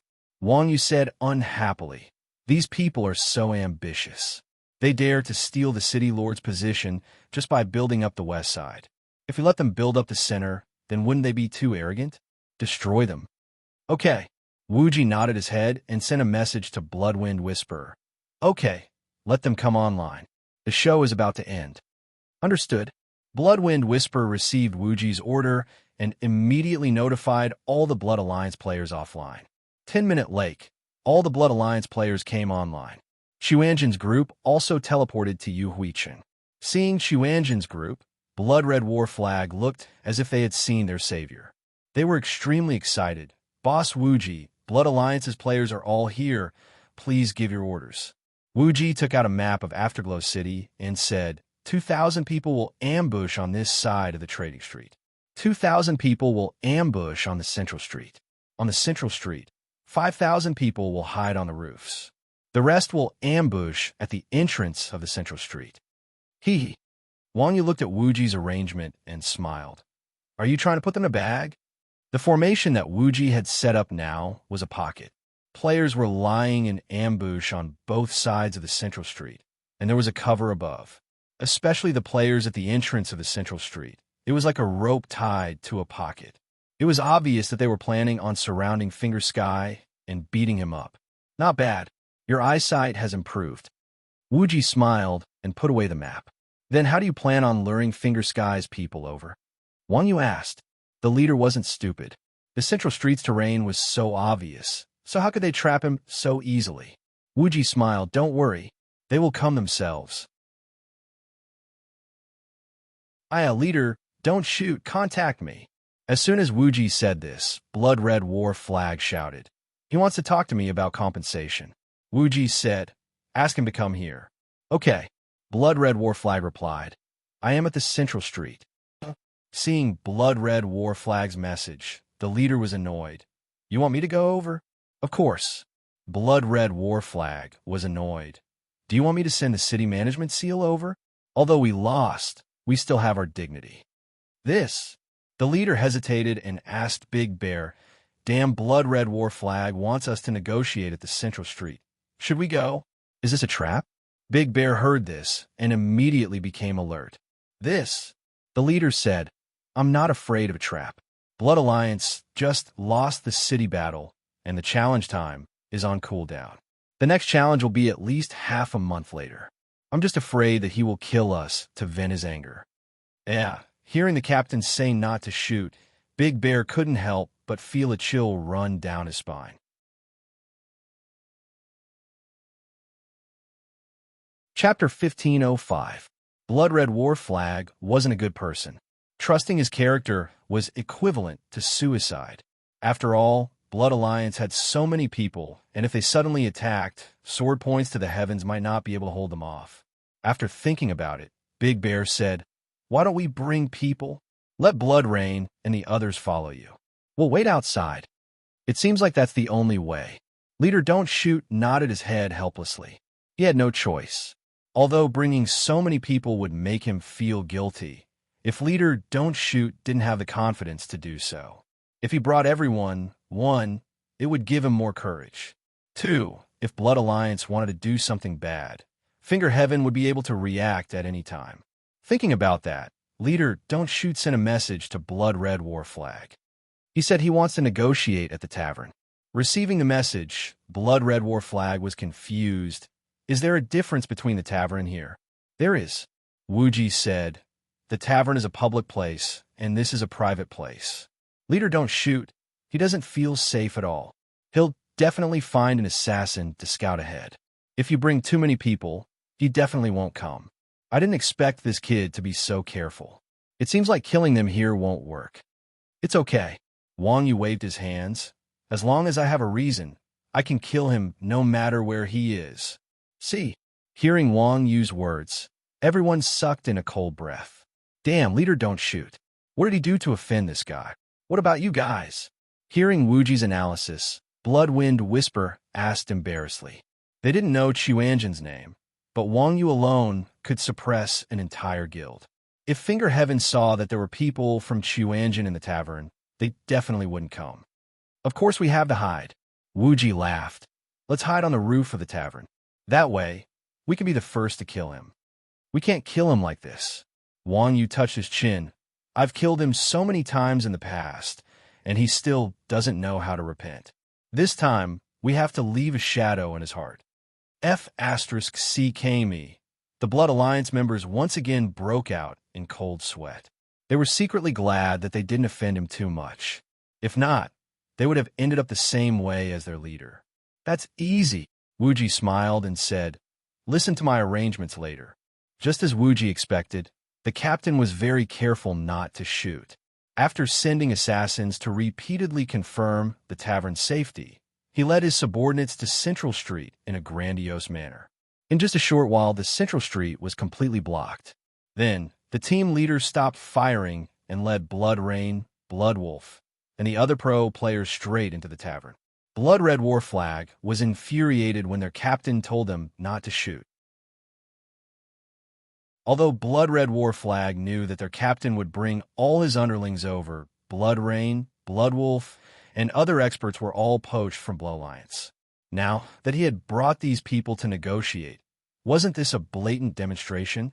Even if the leader didn't open fire to protect himself, but looking at the experts behind him, the Blood Alliance members looked as if they had swallowed flies and felt extremely disgusted. Blood Rain, Blood Wolf, and the others also looked very embarrassed. Blood Red War Flag couldn't help but mock. Leader Boss, you really are impatient. We haven't even taken over, and you've already moved your guild here? Huh. Captain Don't Shoot laughed out loud and retorted, Our sword pointing at the heavens understands your Blood Alliance quite well. I'm not the second Master Wand, so how would I dare to come alone? All right, cut the crap and get to the main topic. Main topic? What main topic? Blood Red War Flag asked with a confused face. Did I come here to talk nonsense with you? Seeing Blood Red War Flag's expression, Don Shoot said with a black face, If you're willing to bet, you're willing to lose. This city area has surrendered, so the central area will belong to sword pointing in the sky from now on. As for your compensation, how much are you planning to pay? As he said that, the captain stopped firing and pointed at the finger in the heavens player at the entrance of the tavern. This time, just the external help and maintenance fees alone, I spent close to 10 million gold. This is not a small amount for your blood alliance, right? Of course, this is just pocket money, and it is not a big deal. As long as your blood alliance admits defeat to Finger in the Heavens, I am not a stingy person, and you just have to pay 1 gold. F***KU. Blood Red War Flag didn't plan on negotiating properly from the start. Now that they were being mocked by sword pointing at the sky, they were furious and pulled out their weapons. What do you want? Right at that moment, Blood Rain stepped forward and stood in front of Don Shoot, a crossbow pointed at Blood Red War Flag's head. Blood Rain, you. Blood Red War Flag was furious. Their brother from back then was now pointing a crossbow at them. That anger was definitely not an act. Go back and sit down. Blood Rain ignored Blood Red War Flag and looked coldly at the seat behind Blood Red War Flag. Bloodwind Whisper hurriedly pulled Blood Red War Flag back. After being together for so long, Blood Red War Flag knew very well how strong Blood Rain was. Pro-level players and normal players weren't on the same level. He hated the fact that Blood Alliance and Blood Red War Flag weren't the boss. They couldn't be like rich people like Captain Don't Shoot and have professional players obediently follow them as bodyguards. Otherwise, they would have to drag the people from Netherworld over to fight to the death with Blood Rain and the others. Good, very good. Blood Red War Flag stared at Blood Rain and said, "You've grown up. You want to be arrogant? I'm not going to hand it over with you this time." Don Shoot said. "Even if you don't hand it over, the system will forcefully transfer the Central Administrative District to Sword Point at the Sky's jurisdiction within 3 days. Don't blame me for not reminding you then." Oomph. Blood Red War Flag snorted and said, "You speak as if you can survive in Huicheng for 3 days. Oh, the captain, Don't Fire, squinted his eyes and bragged. "Are you waiting for the Chuanjin sect to come and collect your corpse? Sorry, Chuanjin's cowards have been beaten to the point where they don't dare to show their faces. They can't care about you anymore." "Is that so?" Blood Red War Flag smiled and said, "Do you think you don't know who you are just because you have some money? Do you think your trash guild can compare to Three Fiend Village?" Three Fiend Village? Hearing Blood Red War Flag's words, Don Shoot was slightly stunned. Just as Captain Don't Shoot was about to say something, everyone received a system notification. Chapter 1506. In the setting of Rebirth, there was no cooldown for a declaration of war. Although the Blood Alliance could not declare war, the Quanjin sect could. When they received this message, Don't Shoot and the others were stunned. D***MN, you dare to trick me? Don't Shoot wasn't an idiot. When he saw the system notification, Don't Shoot immediately understood what was going on. He pointed at Blood Red War Flag and scolded. "So what if I am?" Blood Red War Flag said with a cheeky smile. "The one who declared war on you now is the Quanjin sect. Whether or not my territory can be taken away by you in 3 days depends on whether you can hold on for 3 days. Just let your dog kill me. Anyway, you have to die with me." As Blood Red War Flag said this, he looked fiercely at Blood Rain and the others. Blood Rain's face was black and expressionless, but one could see that he was furious. Don't Shoot laughed coldly. "Are you threatening me?" As he said this, Don't Shoot pointed outside the tavern window. "Do you think I will fall for your trick? Look outside the window. I don't believe that Chuanjin can come in and kill me." "Is that so?" Blood Red War Flag looked in the direction that Don't Shoot was pointing. As expected, the central street was already filled with people. More than 10,000 Finger in the Heavens players stood on the street, filling it to the brim. "Interesting." Blood Red War Flag smiled. "Luckily, I have quite a few people with me." Leader Don't Shoot. Before he could react, a white light lit up the rooftop in front of him. In an instant, the rooftop was filled with Blood Alliance players. At the same time, Don Shoot received a message from Big Bear. "Wait for me." "Boss, not good, we are surrounded. Let's retreat." Don Shoot saw the message and immediately ordered Blood Rain and the others to retreat. As a professional player, Heaven's Fist immediately threw a bag of gold coins to the tavern owner and used charge to break through the tavern's entrance. The party leader didn't open fire and followed closely behind Heaven's Fist. Behind him, Blood Rain and the others covered him from behind with their weapons. None of the Blood Red War Flag members dared to stop them. In fact, they didn't even want to stop them. This was because Blood Red War Flag knew that their captain wouldn't be able to escape unless he fired. Captain, don't shoot. The group arrived outside the tavern and saw that the street was already in chaos. The sword-pointing Heaven's players and the Blood Alliance players on the rooftops clashed and started to fight one another. Although Sword in the Heavens had a lot of players, their quality was much lower than Blood Alliance's. The reason why they were able to hold on against Blood Alliance's attacks was because they had the home ground advantage. The center of the street was Blood Alliance's home ground. Moreover, Blood Alliance's players occupied the high ground, which was an absolute advantage. Their attacks from above directly suppressed Finger Sky's players. On the streets, white lights lit up one after another, and the number of players pointing their swords at the sky decreased at a visible rate. Central Street was where all of the revival points were. The players from Finger the Heavens died quickly as they were blocked by Blood Alliance at the Central Street. Wuji was even more terrifying than Wang Yu. Although Wang Yu was vicious and strong, Wang Yu was a reasonable person. As long as you admitted defeat, he wouldn't pursue the matter. Wuji, this kid, was ruthless. His moves were ruthless. To lure the players from Finger the Heavens to the Central Street to kill them, he had to think of something like that. He wasn't planning on giving them a way out at all. The players from Finger the Heavens were paid to work, and since the boss didn't tell them to retreat, no one dared to stay at the revival point. At this moment, the players from Finger the Heavens were either dead or alive. Their experience dropped like water.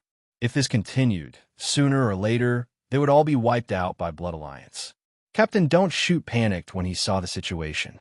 He immediately ordered, "Don't stop at the Central Street.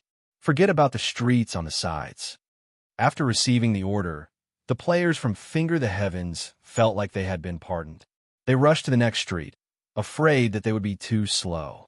However, the road from the Central Street to the next two streets was just a small alley.